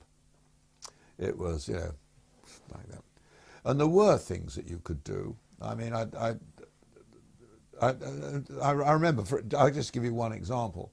Well, I'll give you 2 examples. I remember going up to Lossiemouth, which was the home then basically of the Tornado Force, majority of the Tornado squadrons, if I remember, up there. The GR squadrons, not the F3s. And I remember meeting 4 pilots at a lunchtime, pre-lunch type gathering. They'd all fought in Gulf War I, I then discovered that they were all going to leave the Air Force, PVR, premature voluntary retirement, and they were all in their mid-30s. Since Gulf War One, and we were now talking 97, they had done 13 further deployments out to Ali al-Salam on Southern Watch. They were all married to professional women who had their own careers to follow. They all had young families, and there they were stuck up, in the north of Scotland at Lossie. And they had decided, that as there was no forecast at all of a reduction in the operational pressures that the force was having to stay in, they said, well, we're going to go. And they were very, very apologetic about it. And I said, there's no need to apologize. You've done your duty. And if that's what you've decided, I absolutely understand the reasons. And you go with my thanks for having done a very good job while you've been in the light blue. And I think that letting people understand that you understood why there was a retention problem, in a sense, wasn't going to solve the problem, but at least it might, how can I put it, make people think twice, well, perhaps it might be worthwhile staying in the Air Force. And another place I went to, I was talking to a whole lot of technicians, and these were avionics guys. They were all junior technicians, all looking very downcast. And I said, what's wrong with you guys? And they said, well, there's absolutely no promotion in our trade. We've been told there ain't going to be any promotion for some time to come. So I said, well, I'm going to have a look at this. And when I went back to the ministry, and I then got hold of the then Air Member for Personnel, and I said, is this true? And he said, yes, it is. And it's not just the avionics trades group, it applies to a number of other trades groups, because in this very rapid reduction in the Air Force's manpower, to retain the structure within the trade group, we've had to put a halt on promotions. And you can understand the mathematics of this and so on. And I said, well, excuse me. I said, no, forget that. We're going to forget all about it. And I want, at least a dozen of JTs in the avionics trades group promoted in no time flat. And we're going to go on looking at others. And I said, you can tell the trade group managers that I entirely understand the problem that they've got in retaining the shape of the trade groups. But on the other hand, we're going to have a damn sight bigger problem if we don't have anyone in the trade groups, because they've all gone.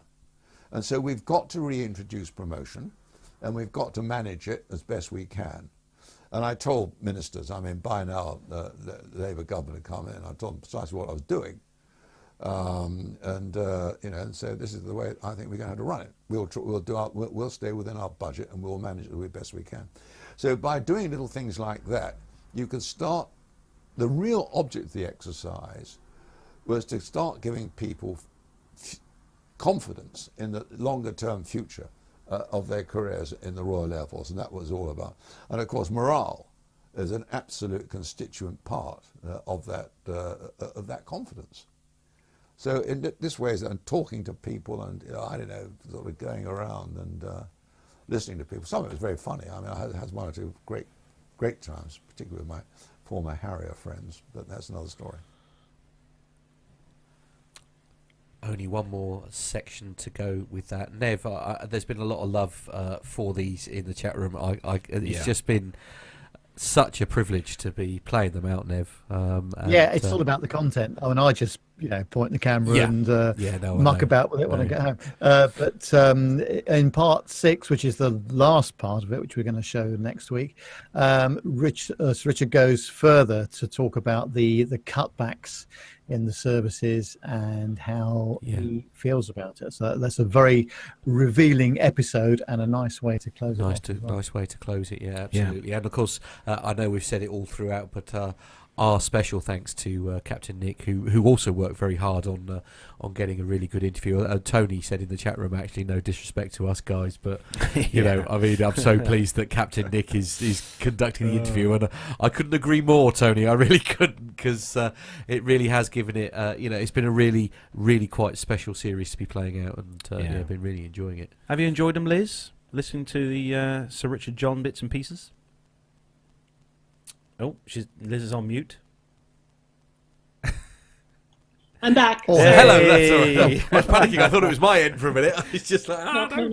Yeah, go on. No, I think the interviews have been fascinating. I'm not a military aficionado in any way, shape, or form, but I just find just the interplay between he and Nick, and I love the way Nick asks the question and then sits back and lets Sir Richard answer. It's to me, it's one of the keys of a good interview. Is, a lot of interviewers now seem to have to jump in and insert themselves into things, and I really admired the way Nick conducted this whole thing. It was great. He just lets it flow, doesn't he? That's the thing. It's as you say, there are so many interviewers who in my opinion get that wrong, and it's been Nev and Nick work very hard on it, and it's really showing. So thanks very much. I don't know how the heck we're supposed to top this. Yeah, absolutely. Nev, you're really going to have to pull yes, many. I'll get my little black book out, see if I can find some more phone numbers. Indeed, absolutely. Yeah. We'll be returning to Sir Richard Johns very shortly as his book. Which obviously Top is what prize. prompted in fact, actually, yes, Nev is holding it up now. His book is actually our top prize in the Christmas competition. Answers and winners of which will be chosen very shortly. So watch this space. Yeah. So earlier on in this kind of break that we had, as we were talking about earlier on the show, there was a certain incident at Gatwick Airport. Was there? Well, it was just one of those incidents that we love to see, but not love to see if you're a passenger, unfortunately. Yeah, but unbeknown to me, but obviously, content-wise, fantastic idea with Nev and Matt. They organise a little something special. No, we did try to get hold of you, but I had man flu.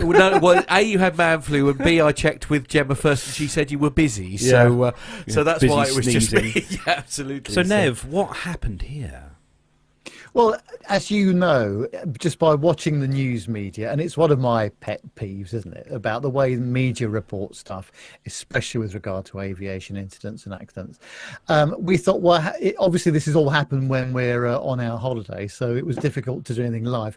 But we thought, well, what about actually some real reporting, people that actually deal with these things on a day-to-day basis? So one of our listeners, completely coincidentally, wrote into the show, a chap called Mark Heffer, and he went down to Goodwood actually with Nick and co and did a meet-up down there. I think it was last year they did that. Mark is actually a very experienced drone flyer himself, and so we thought, well, who better to actually talk to about this and get his opinion on what it all meant. So Matt and I had a chat with him, and here is the interview we did. Well, it's Sunday evening here, and of course we've been doing a couple of pre-recorded shows over Christmas and the New Year period, so thank you very much indeed for tuning into those, and hope everyone had a great Christmas and New Year. But of course, by doing that, we've missed rather a key event that's happened, haven't we, Matt? And that's the drone incident. Has there been something going on that I've missed by any chance? Apparently. Yeah, this always However, yes, we're very pleased to say, though, that one of our keen listeners, Mark Heffer, dropped us a note because he is a drone operator himself, and he would like to come onto the show for a bit of a chat. So this is his opportunity to have a chat with us. So hi, Mark, how are you?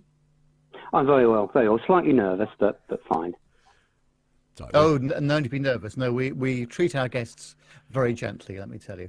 So, first of all, Mark, how long have you been operating a drone for? Well, I've been model flying since I was 14, so that's unbelievable. It's well over 40 years, apart from a little bit of a break when I flew hang gliders for about 5 years. And actually, the drone business, I've probably been flying for about 6 years now. Gosh, okay, so that's quite a lot of experience there, definitely. Yeah. So obviously we've had this thing going on at Gatwick. We're very short of facts, really. Everybody's been guessing. The 24-hour news media have gone ballistic over it. Social media's been on transmit the whole time. What's your take on what seems to have happened here, and what has been the effect on your hobby, effectively? Well, I think the effect on the hobby has been disastrous. In fact, I think the effect on everybody involved has been disastrous. Nobody is going to come out this well, that's for sure. But on the hobby, we've got regulations coming in next November. There's been a lot of consultancy work, and I've filled in questionnaires with the CIA, etc. And I'm sure the rules are going to be really, really tightened down. But let's face it, this appears to be a terrorist incident, although the police are saying it's not. But this is, if it happened, this is a organised attack by many people. I mean, the one thing I would sort of add to that perhaps is, I mean, I guess it depends on your opinion of what the definition of terrorism is, but I would argue that this is an event that is terrorising the people of the UK. Therefore, I would probably be inclined to put it in that same bracket as you're saying there. I mean, it is it seems far too coordinated, if you like, to have been an event that it was too much down to chance, if you see what I mean. I mean, you know, if somebody had genuinely made a mistake and their drone had accidentally wandered into airspace, people, when they suddenly got home and saw it all on the news, it certainly wouldn't be there again the following day, would it? Of course not. And Gatwick has been closed down before, I believe. Certainly last year, the runway was closed down for drone sighting. And somebody will probably know out there, but I believe that they were putting a surveillance radar system in. So it's even more of a mystery to me. There's so much that we don't know. Of course. Yeah, I think it's been such a mess all round. You know, media coverage. You've got two people that have been named in the media. They've been interviewed by police, and once again, their names were leaked somehow. I wonder how that happened. And clearly, they're not guilty. But also, the other thing I would say is that all the drone operators that I know, certainly in the audiovisual business that I work in, and there's quite a few of them, they are all just like you, highly responsible individuals that know exactly what they're doing and know exactly what the rules of the game are. So there's no question about it. This is not some sort of amateur thing that's happened, is it? Well, no, I was going to say, if I wanted to fly my drone at Gatwick, it would be very difficult, very difficult. I've got geofencing. I've got a DJI Phantom 4 and a DJI Mavic Pro. They're geofenced. They're impossible to fly into Gatwick airspace because it just wouldn't happen unless you can hack it and do whatever. But again, that's a deliberate act. That's not done by a guy that saw a police helicopter flying over a building and thought, I'll go and have a look, out of ignorance. If it did happen, if this event did happen, this is organised. And of course, there is that risk, of course, where given the fact that they've been unable to find any kind of significant evidence, say two people were wrongly arrested off the back of it, then charged. The thing that disturbs me more about all this is essentially those guys' privacy has been massively into, you know, and I know the guy was a keen enthusiast. And his name especially has been like dragged through the media, something chronic, for something that he didn't do. I mean, that doesn't sit well with me either, and I guess that's the trouble with social media these days. Well, I think on the other side of that, I mean, this guy wasn't a drone pilot. He did fly small racing drones, but I believe he sold them in the summer. I don't know him, but this is all just what I've heard. Yeah. But what worries me a lot is, even in the House of Lords, they were calling for stricter rules and for drone registration. If you're going to do something, you are not going to register your drone. No. If there was an incident round the corner from me and my name is on a list of drone operators, who are they going to come to first? It's going to be me. And I'm going to have to prove my innocence, which is what happens. But the terrorist or the person that does it out of malice, they're never going to be registered. They just don't care. It's a tool to them to cause terror. Yeah, indeed. Do you think that the obviously we're going to see these new regulations later in the year, Mark, and I think the CAA, as you know, I've said before, have been a bit slow off the mark here on so many occasions with regard to drones. But as you've just said, it wouldn't matter what the regulations are. If they want to get one through, they'll get one through, won't they? Yeah. Somebody said to me, it's like driving an Arctic lorry into a crowd of people to cause terror. it's not the articulated lorry's fault. It's the person behind the steering wheel, and it's the same with a drone, I'm sure. Now, there'll be people out there that will argue black and blue that that's not right, but, you know, maybe I'm a bit biased the other way. Sure. I mean, the other thing I was going to say to you, all the drone operators that I tend to associate myself with from time to time, they all tend to know each other as well. As I said, they all are very responsible people. In your case, I'm sure you know lots of other people that are drone operators to the same standard as you are. And I would imagine that their opinion is very much the same as yours. Yeah, I'm a member of the British Model Flying Association, which looks after model flyers, and it's taken sort of drone operators under its wing as well. And I've got to say, we've got a good relationship with the CAA. I have flown in restricted airspace with permission from the tower at Lydd Airport, and it wasn't a problem at all. It really wasn't. So there is goodwill out there, but I think a lot of drone operators, model aircraft flyers, feel victimised in a way. The safety record of the British Model Flying Association is phenomenal, and it's recognised by the CAA. And we've just got to get that over to the people that make mistakes. Indeed, and of course the worrying thing about what is essentially is going to become I guess is going to be part of the outcome of this awful incident is that great relationship that responsible drone owners like yourself have got with the CAA. Of course, they're now going to be, their hands are almost going to be tied, aren't they? So they're going to perhaps not going to be able to be quite so lenient, and you know, more paperwork and things involved to be able to do the simple things like the filming that you're speaking of. Yeah, I think the political pressure to be seen to do something will outweigh almost everything else. I think the news media, the hype is just so anti-drones that we're in for a bad time. Yeah, I bet. Now, the other thing I was going to say to you as well, Mark, is that, of course, my co-presenter on the show, Matt, has got himself a drone for Christmas. Yes. Tell us all about that to start with. Right. Shall we talk about that, Matt? And I'm sure, let me just ask you, were you the one no, we're fed up with were you the one at Gatwick? Yeah, don't get I've had that so many times. Yeah, absolutely. So I had, it's like, you know, when you sort of like, I'm a bit sad because I do involve a little bit in social media. So you're taking photograph of like the present that you got for Christmas, and everybody says, "Oh, what did you get for Christmas?" And I sent said picture to a number of my friends, and literally, bearing in mind, obviously, I didn't open it till Christmas Day. So many of my friends all messaged me saying, "Oh, you weren't flying around about that Gatwick, were you?" And I'm like, "No, I didn't open it till Christmas Day."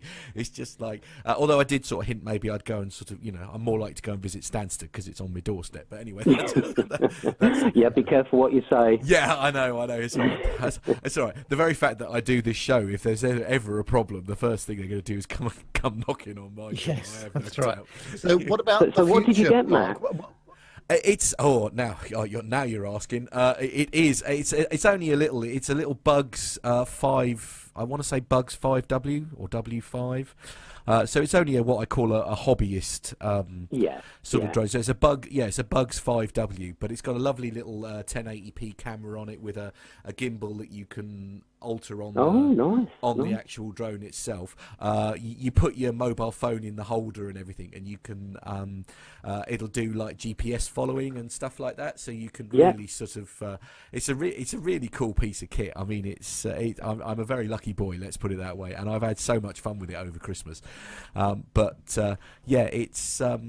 It has made me really, really nervous now about sort of flying it and where I can go with it. And in fact, other than sort of on Christmas Day, because we were actually at my uncle's for Christmas Day, and I flew it in his back garden, and then suddenly I got all a bit nervous because I'm thinking, hang on a minute, the risk here of invading other people's not airspace, but like other people's privacy, because obviously this thing has got a camera on it and all that kind of thing. So to be honest, I've only really been playing with it like on the Common, or I took it to Yarmouth Beach and flew it on there on Boxing Day and stuff like that. So I mean, as a complete novice, I mean, I've never. Well, we all know how terrible I am at flying. The what advice would you give me as a newbie, if you like, in regard to flying drones and where's best to fly them and safety and that sort of thing? Well, first and foremost, I would get yourself the an app for your phone. Right. NATS have got one called Drone Aware. That shows all the airspace restrictions, if there's temporary airspace restrictions, everything. Just put it on your phone, and when you go and fly somewhere, just make sure you're safe. Okay, cool. That's useful. It's simple. It doesn't cost anything. It's there. Yeah. Secondly, join a club.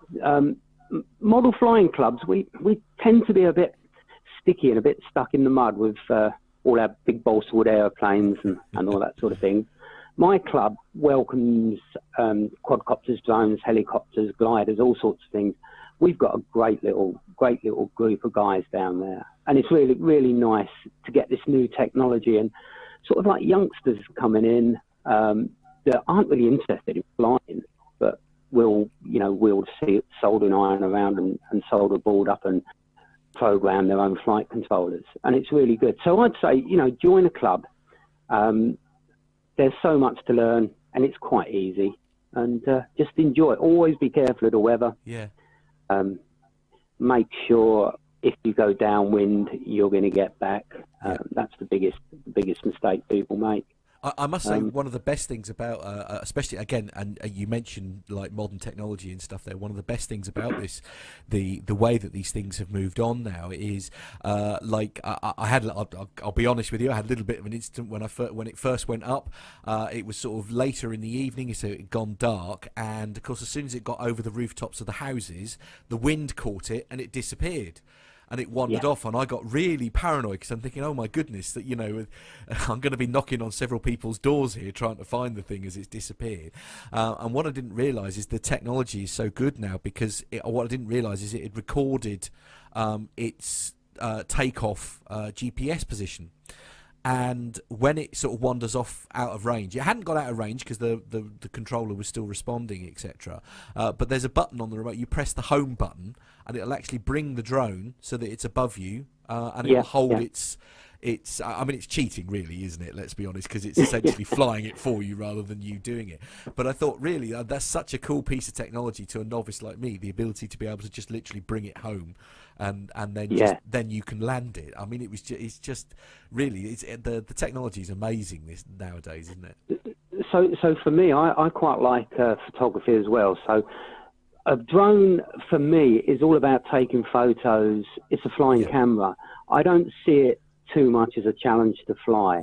Not like flying a scale glide or a scale powered plane where if you take your hands off the controls, you're in trouble, and you've got to worry about all that sort of thing. So for me, it's a flying camera. It's almost not model flying, if that sort of makes sense. Yeah, no, I totally agree with you. I mean, there is literally, bearing in mind this is my first day of having it, and I'm flying it, I'm putting it up to where I'm not having any issues in regard to controlling it and that's basically because the damn thing is flying itself. I mean, I'm not, the computers are controlling it. I'm not doing anything. Yeah. Of course, we never had that back in the day. Even when the first sort of early drones were about, they were terribly difficult to fly. Flying isn't really a problem now. No. So do you think, thinking about the future now, Mark, what's going to happen next? So we've got this new legislation coming in later in the year, or later next year, sorry. What's going to happen in terms of the way these things are covered? Do you think that the media, and do you think anybody's learned anything from the events of the last week or so? Oh, what a question. I really don't know. At the moment, I'm full of doom and despair, really, for the future. I mean, the whole of the model aircraft industry has been waiting for a terrorist attack, to be honest, to happen. And I don't know. I just do not know. I'd like to think that there are, when the fuss dies down, that somebody actually says, look, let's just think about what the regulations are meant to do. Let's just look at deliberate incidents, and how would they stop them, and would they stop them? Yeah, this is the thing, it's such a difficult subject, isn't it, in general? And I've said it on the show several times before, and I'm sure you won't disagree with me when I say this, Mark. It is very much the minority spoiling it for the majority again. Yeah, I think so. And the difficult thing, these things aren't cheap. I mean, my Phantom 4's probably a new price of that is probably £1,000 plus a little bit more. They're not cheap, and it just means so much to me. It's such a lot of money to me. Yeah. I just wonder why people are so reckless with such a large amount of money. It baffles me sometimes what people do. I agree. Well, there we go. And that's been very informative indeed, Mark. And thank you very much indeed for writing into us and telling us your story. And I think we've all just got to say that we hope that if we fast forward a few months and there's been no further incidences, we'll all have learned something from what's happened. But it's certainly put it right at the top of the agenda, hasn't it? Well, it has. And hopefully this has been a wake-up call to the airports to get some sort of surveillance radar around, so that if somebody does see something and they phone the town and say, look, I think there's a drone flying at the top of the taxiway, then they can get straight on the radar and have a look. Yeah. I'm surprised that's not actually been used this time. But I don't think we will see another drone attack like this. I think hopefully the technology will be forced to be put in place, and this will never happen again. And if we ever really get to the bottom of what actually happened at Gatwick on those evenings, I will be surprised. There's so many mysteries and things that just don't make sense that I will be very surprised if we ever get to the bottom of it all. Yeah. I think me and Nev are very much in agreement there. Definitely. Cool. All right. Well, thank you very much, Mark, for sharing your thoughts with us. That's really appreciated. Well, no, thank you very much. And we're not all bad guys, us drone people and model aircraft pilots. We're all airplane geeks at the end of it. Exactly, excellent. And that's a perfect note to end on. Thanks ever so much, Mark. Thanks for your time. Bravo, guys. Yeah. Well done. That was really good. And genuinely, one of the things that I want to add to that, as I say, which Captain Al's actually just said in the chat room here, he said, we mustn't vilify drone hobbyists. Law-abiding citizens will always behave responsibly. And that's really why we were so pleased when Mark got in touch, because, we were very aware of the fact that the people who, basically they were literally, as Al said, being vilified for enjoying their hobby. And of course, in reality, the people that were involved in what was causing the chaos at Gatwick, of course, were criminals. They weren't you and I. They were just caught. It's yet to be caught. Will they ever be caught, I suppose, is the other question. But there's some great comments in the chat room, Carlos. I was just saying, Matt, you're saying about the app. It's a brilliant app. I've got it on iOS here. You can probably see on the camera there. Yeah. Showing Beccles there as being a bit of a hot spot there for flying drones. But sorry, can I just stop you there, Carlos? You've got it on iOS. Yeah. Yes. You've got an iPhone. You didn't pick up on that, did you? You've got an iPhone? No, because it's not an iPhone.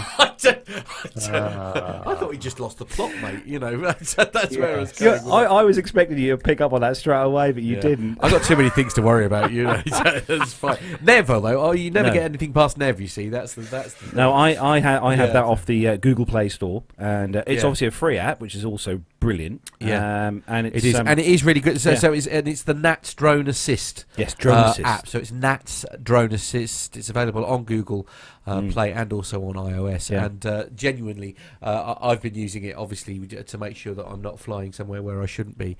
You wouldn't, because you're an aviation person. Well, I wouldn't intentionally end up somewhere. So Owen picks up on it in the chat room as well. The chat room was going nuts. I know. Carlos is. I love it. You see what you've started now, don't you? I know. Absolutely. But no, seriously, going back to the chat room, there's some great comments in. So Liz, obviously we've had this situation in the UK with the drone UAVs. Is it a popular hobby in where you are in Canada? Well, it definitely is. I'm not really all that current with the situation here because I don't really know anyone who has a drone or whatever. It's definitely weather related. In the winter, obviously, not too much is happening, but I think in the summer, and when I listen to air traffic out at Pearson, I do hear them talk about sometimes drone sightings, so I know that they are around, unfortunately, in the airspace out there. But yeah, it's popular, and certainly here over the Christmas holidays, I saw lots of advertising for drones and so forth, so I know that people are buying them. So have there been incidences similar to what we've had at Gatwick, sort of in your In Toronto? Yeah. no. I mean, the most frequent incidents here, sadly, are the lasers being shone up at the planes. Yeah. I haven't really heard of any close encounters with a drone. I mean, I've heard of sightings of them, but there really hasn't been anything in terms of them interacting with a plane, or anything like shutting down the airport or anything like that. No, you're lucky. Yeah. You're lucky. But no, well done, guys. That was very interesting. I thoroughly enjoyed that. Yeah. No, and as I say, and the key was we wanted to sort of try and get a proper hobbyist, somebody who actually knew what he was talking about.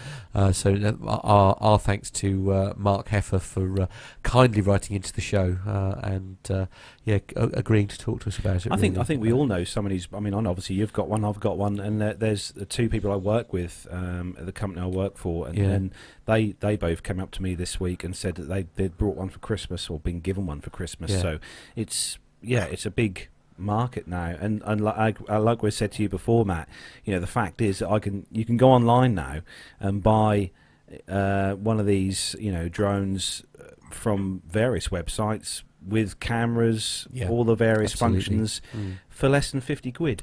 Yeah, indeed. And one of the things that I've been quite nervous about, and perhaps it's just me, but of course, I mean, I'm quite lucky. I've got quite a big garden here, but I haven't, and I wouldn't ever fly it in my garden.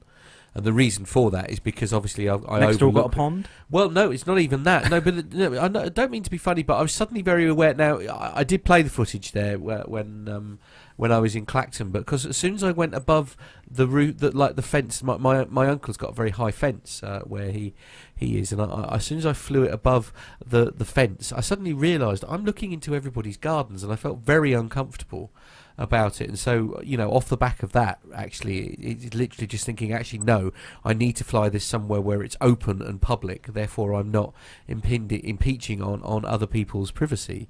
Because it sort of suddenly occurred to me, if I was flying it in my garden here, I'm essentially looking into everyone else's back gardens, and that's not right, is it? Really, it's I think responsibility. I think drone operators have to take a certain amount of responsibility. Plus, we have some fantastic areas here in east of England for flying these things. My favourite footage, as I say, over at Yarmouth Beach there, over in North Deans was just great. Yeah. So, I hope you all enjoyed that. Good work there from Matt and Nev, as always. Yeah. And, so moving on to the last part of the show then, where we are going to have the Christmas draw. Uh-oh. I'm a bit scared. So, basically, obviously, as you all know, we had our Christmas draw for the show. We've got some great prizes lined up, including the top prize, which is that signed copy of Bolts from the Blue by Sir Richard Johns, which Nev is holding there in his hands. And we set a list of questions for you guys to answer. Now, we had many entrants to the competition, and I'm pleased to say that everyone got the answers correct. So well done to everyone there. There was... Here we go. We were 12 questions in total. I should know. I did write these questions down. And the first question we asked you was, what PTUK episode featured aircraft X-ray Mike 612? Which one was that, Matt? I'm sorry, that was episode 100. Well done, Matt. Yeah, I was doing something else. Sorry, don't surprise me like that. No, that was our episode we done in the Vulcan bomber. If you remember, from number 100. A clip of which is still one of my most favourite ones that I keep playing with. Moving on, number 2 was what ICAO code for the airfield that I learned to fly at. That's at Beccles, and that was Echo Golf Sierra Mike, EGSM, that's Beccles. Number 3 we asked was, apart from the Rolls-Royce RB211, what other engine powered the Boeing 757? That was the Pratt & Whitney PW2000. Next one was, which aircraft has the longest fuselage? And that was the Boeing 747-8. which has the length of 76.3 metres. The Airbus coming just behind the A340-600 at 75.36 metres. The fifth one was, we all know that Nev loves BA. What year did British Airways form the budget airline Go? And what year did Go merge into EasyJet? That was 1988 and 2005. Remember those, Nev? Yes, vividly. I bet you do. Next question was, what did the Wright brothers do before inventing aircraft? There was quite a few answers to this, but one of the main answers that we had here written down in front of us was that they built bicycles. There were a few other ones as well that the Wright brothers used to do as well, but building bicycles was one of them.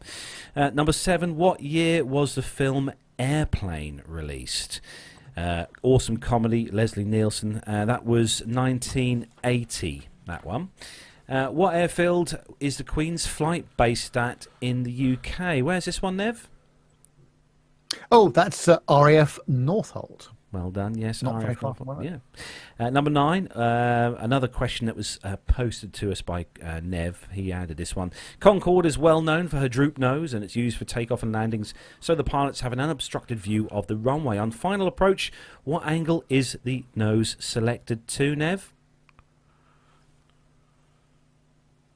Hello? Nev's disappeared. Frozen. Oh dear. Nev's frozen. Okay. All right, then perhaps you should answer it while he comes back. So then. that is 12.5 degrees. Hopefully we'll get Nev back from the cold in a minute. It is cold outside this evening, to be fair. Yeah, it's true, yes. Number 10 was, where is RAF Akrotiri situated, and what is its ICAO code? The answer was Cyprus. It's based in, the base is in Cyprus, and the ICAO code is Lima Charlie Romeo Alpha, LCRA. Number 11, what year was Virgin Atlantic formed? And that was 1984. And the last question, number 12, was NASA operated a Boeing 747 SP, or Special Performance, registration November 747 November Alpha. It's a 41-year-old airframe, but who was the first owner of this iconic airframe? Now, the answer to that was Pan Am, and that was registered with Pan Am under the registration November 536 Papa Alpha, Pan Am. So we've been hacked. Sorry, this is Captain Al. I'm afraid I've lost control of our green screen, which is slightly unfortunate. But anyway, there we are. I feel ill. Okay, there we go. Did it take long to sync that and add it to iTunes and then download it and then pay for it? No, it was pretty painless, I'm afraid. Then, yeah, absolutely. Yeah. I'm a bit worried that we've still lost Nev at this late Nev, hour. are you still there? It's not. No, anyway. Oh well, we'll have to sort of carry on. Yeah, hopefully he'll come back. But I hope so, because Nev was going to draw the first prize winner. Nev, are you back yet? No, he's not. Okay. Oh dear, we've lost him. Any messages from Nev? Oh no, there he is. There he is. Oh, what happened? I think Captain Al hacked into my internet. Right, he was obviously using an Apple device. Yeah, he's been hacking into our thing. I don't know if you noticed. Yes, I saw that. I did see that before I went offline. So, yeah, I don't know what happened there. No, indeed. Oh, well, we're delighted you're back, because we were a bit worried about, as you're supposed to be drawing out the top prize, we were a little bit worried about how we were going to go about doing that. So yes, slightly anyway. awkward. So right, so moving swiftly on then. So we are going to draw the winners of the Christmas draw then.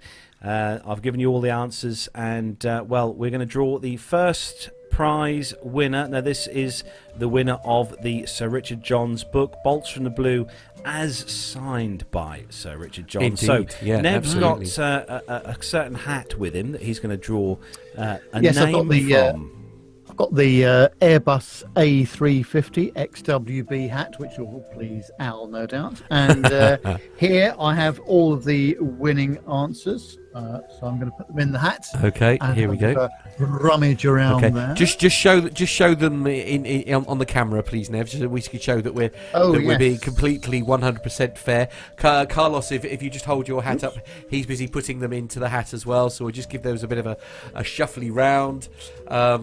Yeah, so we're just going to sort of try and do that. So now, obviously, because we have got 2 separate studios here, so the name that comes out from Nev's hat, obviously, if it gets drawn in our hat here, obviously, will be put to one side because you can only win one once. prize. So I'm just sort of saying that before we sort of pull out a second one. So if there is, if the same name comes out twice, then obviously we'll need to draw again. So the winner of the first prize, the signed book from my hair's on there by Sir Richard Johns.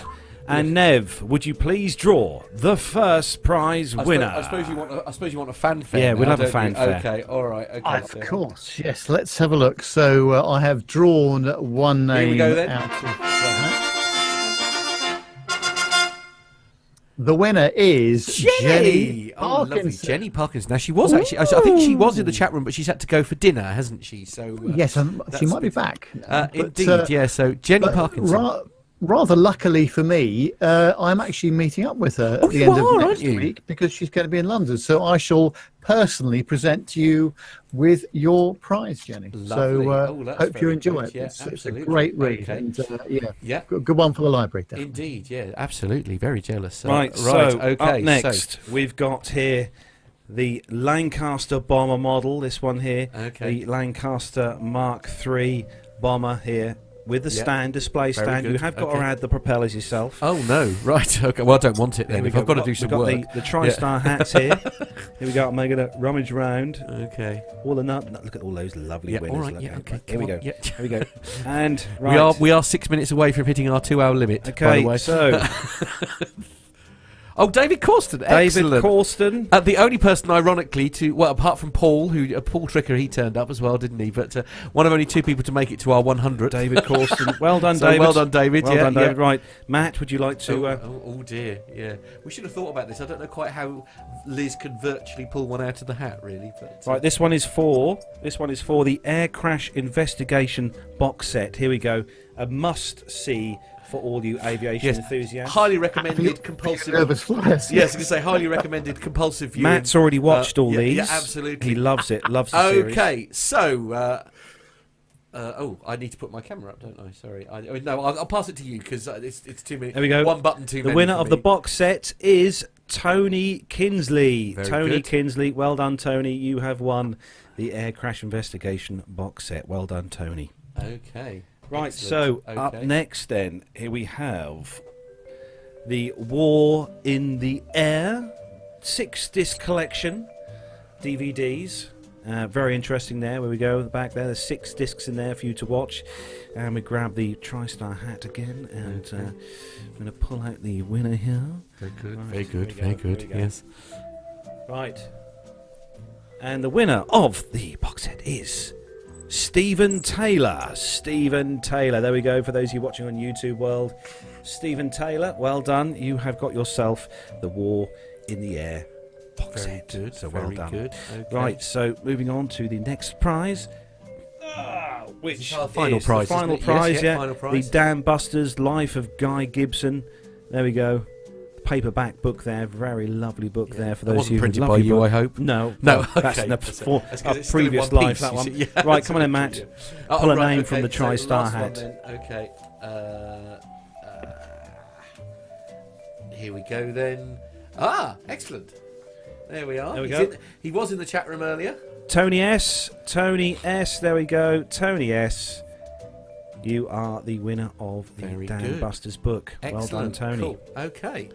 So what we will do, Carlos will contact everybody who's won some prizes, and obviously we will request for you some addresses because we've got to post them. Apart from Jenny, obviously, because Nev is going to hand deliver that as he's a personal delivery. Absolutely. So that'll Yes, be absolutely. a week today. So that'll be very great. good. Excellent. So we are going to. Can I put my hat back on now? Yeah, you can. Yeah. So we're going to say a big well done to everyone who entered the Christmas competition. Yeah. And we are obviously later on in the year we will run probably another exciting competition in the summertime, I think, for for the show. Yes, we do like to have a competition for. I know. Wow. I know. We pushed the boat out this year. Yeah, indeed. Yep. So moving on to the last part of the show, then we just move these prizes out of the way. There we go. Put them down there. Don't want to lose them. Ooh. There we go. Right, so moving on to the last part of the show. So as we have got Liz on the show with us, I thought it would be nice to have a quick chat with Liz in regards to her position as the head producer of the APG. So welcome again, Liz, onto the show. Thanks, guys. It's great to be here. So, Liz, tell us a bit about how... I mean, it must genuinely be one of the most impossible jobs in the entire world, surely, trying to keep all that. What does it take to be the producer of the APG show? Well, I'll be totally honest with you. It takes zero aviation knowledge because I'm a total amateur. I'm just a fan. I don't know anything. But I'm able to help Jeff out in terms of the volume of feedback that comes in. Understandably, lots of people like to send questions and stuff in, and so it's just a matter of helping him and the rest of the crew out who have busy full-time jobs, and I have time on my hands, and I'm able to I sort of do a little bit of it every day. I kind of look at the feedback every day and do a little organizing because it's amazing when you do a weekly show. As you guys know, the weeks come around pretty darn fast. Yeah. And it's just organizing the feedback. I select out the ones I think would be good candidates for the next show in terms of news and feedback. And then obviously Jeff has the last edit. And then I put it together. We have show notes like you guys do. And that's kind of, I do the upfront stuff. Jeff is responsible for all of the editing of the show and the production of the actual podcast. Yeah. But so anyway, it's sort of like so what I call sort of content production. Essentially, you're sort of working through all the feedback that they've got to essentially give to take some of the headache, I suppose, out of the things. Okay, they do get an awful lot of questions asked and all that. It must be and also as a keen enthusiast yourself, Liz, it must be fascinating in lots of ways to be to sort of reading what's coming in. Oh, absolutely. I mean, I have learned so much stuff. And the knowledge of the people that are in the APG community and in your community too is quite incredible. I mean, the crew will discuss an item and often then a whole bunch of follow-up stuff comes in from a lot of different viewpoints, which is really great. You know, there are people who are air traffic controllers and that are GA pilots and that have military background and all of these kind of things. Like when the Lion Air thing happened, obviously Colonel Jeff was able to give a lot of insights because he flies the 737. So it's just, I feel that for me, it's been a wonderful learning experience, like learning the actual process of managing the feedback, but learning from the content has been great too. Yes, I can imagine. So Liz, we've got a question from the chat room. Tony S is asking, do you listen to all the audio feedback beforehand? I do. I listen to Nick's Plain Tales, which is kind of, I think it's a real perk of the position that I get to hear them up front. And I kind of feel that I need to alert someone if I think that the audio or video feedback is, it needs a little bit of work in terms of quality. Both Nick and Jeff will often take the files and do some noise reduction or whatever. And a couple of times Nick has had a little hiccup in his plain tale that he submitted, and it just is a little bit of quality control that I'm able to do. So that's great. There's been a question for you as well in the chat room. Do you want to take that one, Nev, from Liz Bower? Yes, indeed. Liz, have you got any plans for taking some flying lessons at all? Oh, that's interesting. No, I don't. I've thought of it. I just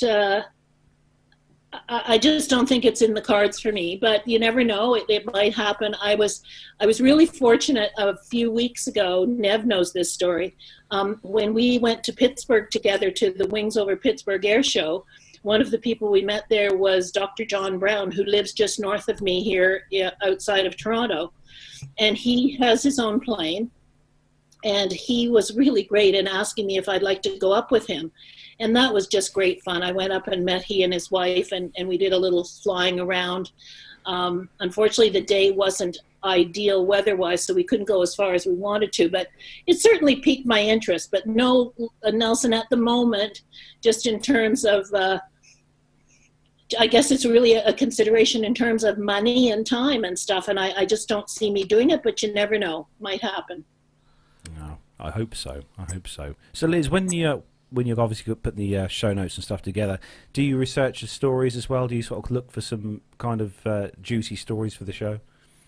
At times I do. I mean, sometimes the news stories, I'm fairly lucky again, because I have the time. I do sort of poke around and see if I can find stuff, and sometimes if I find a story and I think it is a little bit thin on detail and stuff, I go out and look for other sources and so forth. So I try to put together as complete an item as I can.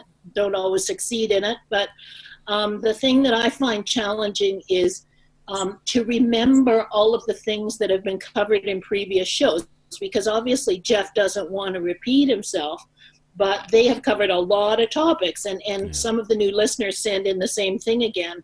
And I do find it a bit of a challenge sometime to remember, oh gosh, that was covered back on show number 186 or something. I just, but Jeff has an amazing memory and he remembers that stuff, so. We've had a lot of love in the chat room for you, Liz. Mike has said that how did my lovely friend Liz become and remain so lovely? He's such a smooth. He's Mike smooth, is such isn't a flatterer. Thank you, Micah. Before I sign off, I've had a request from Tony S. for something, so I've got a guest star that I'm going to bring on camera. Oh, I see. Oh, yes, of course. Yeah, absolutely. Yeah, I think I suspect I know what's coming here. But, yeah, absolutely. It's yeah. Oh, here we go. Yeah. Here we go. Hey, there we go. Look at that. There's Hannah. Yeah. There's Hannah, just waking from a sound sleep, but there she is. She looks quite Hello, grumpy Hannah. as a result. Yeah, absolutely. Do you mind? I was napping. Yeah, absolutely. He's a cute cutie. Look. What that? So what's the breed, Liz? She's a mini schnauzer. Wow, Schnauzer. what a beautiful, beautiful creature. Because you've got that rare case, Liz, where you have actually got both feline and canine in the same place at the same time. I do. I had the cat a few years before I got Hannah, and I have to tell you, it was a consideration for me. I remember when I got Hannah thinking, ooh, how's this going to go over? And, Jack is my first guy. He was very cool, and they really are quite good pals now. They love each other, and they hang out together, and I think they're quite fond of each other, so I'm quite lucky. Also, we've had some more nice feedback as well from Rick Bell. Rick Bell, who's in the chat room. Good evening to you, or good afternoon to you, Rick. He said that you can be his co-pilot anytime, Liz. Aww. Oh, thanks, Rick. That would be my honor. Wow. I just, I've been so lucky since I joined the communities of both APG and PTUK to meet a lot of people, and Rick is one of them. And I honestly will say that every single person that I've met has been fantastic. So, kudos to you guys and to Jeff for putting together a show that attracts the kind of people that are just wonderful to meet. Yeah, Tony we are S. truly lucky, aren't Tony S. is asking a question, Liz. What happened to my feedback I sent to the show in 2009? Oh, no, come on, that's not fair. No.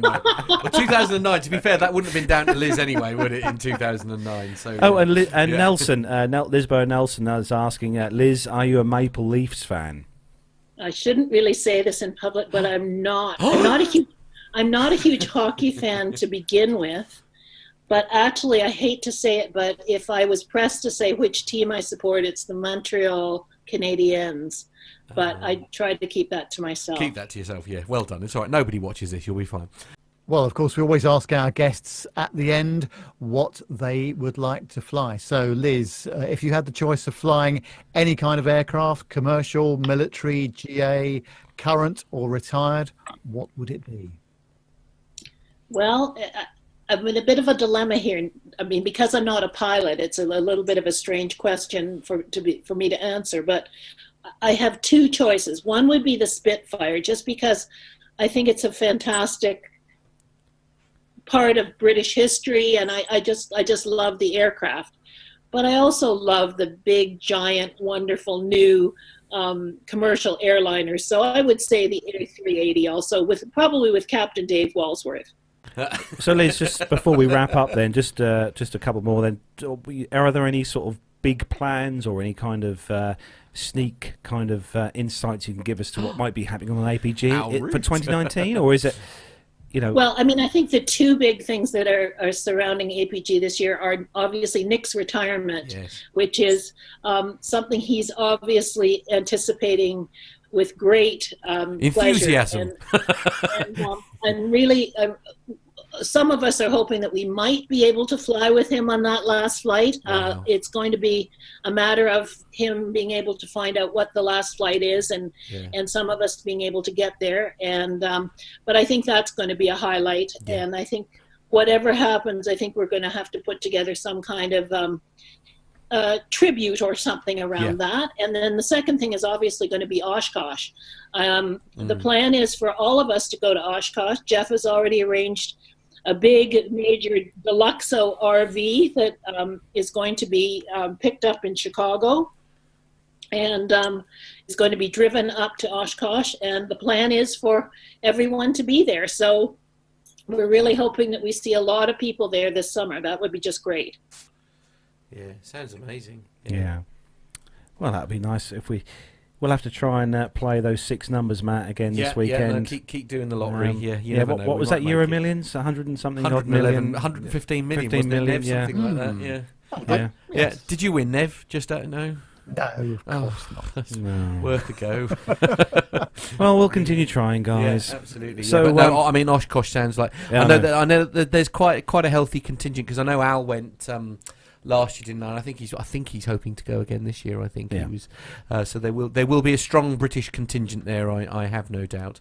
But yes. Well, as I say, in case they've been stuck under a stone and they're, for some unknown reason, there's somebody listening to this who doesn't know how they get it. How do they find APG then, Auntie Liz? Sorry, who? Sorry? How do they find APG if they want to...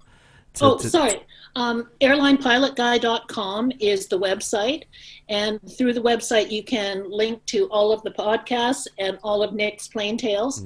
Also, the podcasts are available on iTunes and any podcatcher that people use.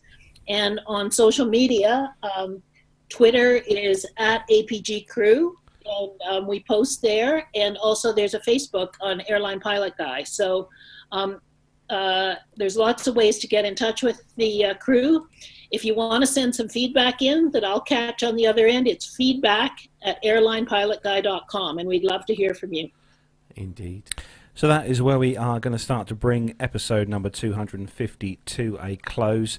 We're going to say a big thanks to everyone who's joined us in the YouTube chat room this evening, all the regular family members in there, and a big congratulations obviously as well to everyone who won one of the prizes in the Christmas draw. So well done to you guys. I'll be posting the winners' names and the prizes on our Facebook page and Twitter page as well.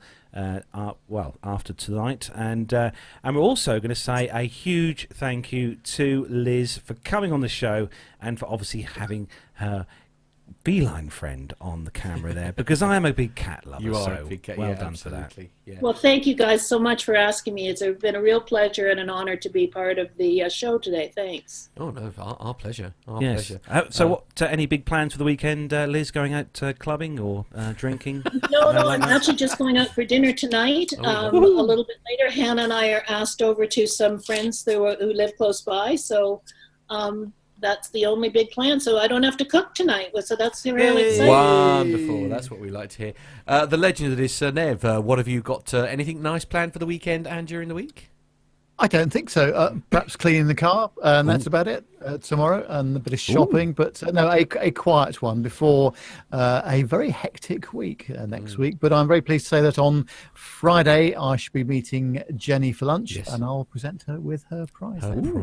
Some photos, Nev. Don't forget some pictures. Yeah, cool. Yeah. What are you up to? Anything nice? Well, I have a friend of mine over at the moment from Brighton. Oh, he's, Porter. He's here staying in the area, and it's his birthday Sunday. Oh, so Porter, we're all going to get together tomorrow evening and have a few lemonades. Lemonade, of course, absolutely. Nothing and a few bites of some healthy food. Of course, yeah. And, nothing deep fried or covered in chocolate. Yeah. And Sunday I shall be doing my ironing.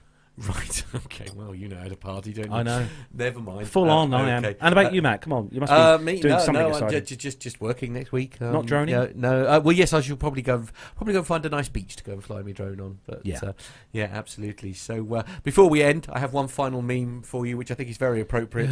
There we go. I don't know. This one looks better for I like that the one. rest of us. Yeah, absolutely. Nobody reads the show notes is on this meme. Blimey, you lot.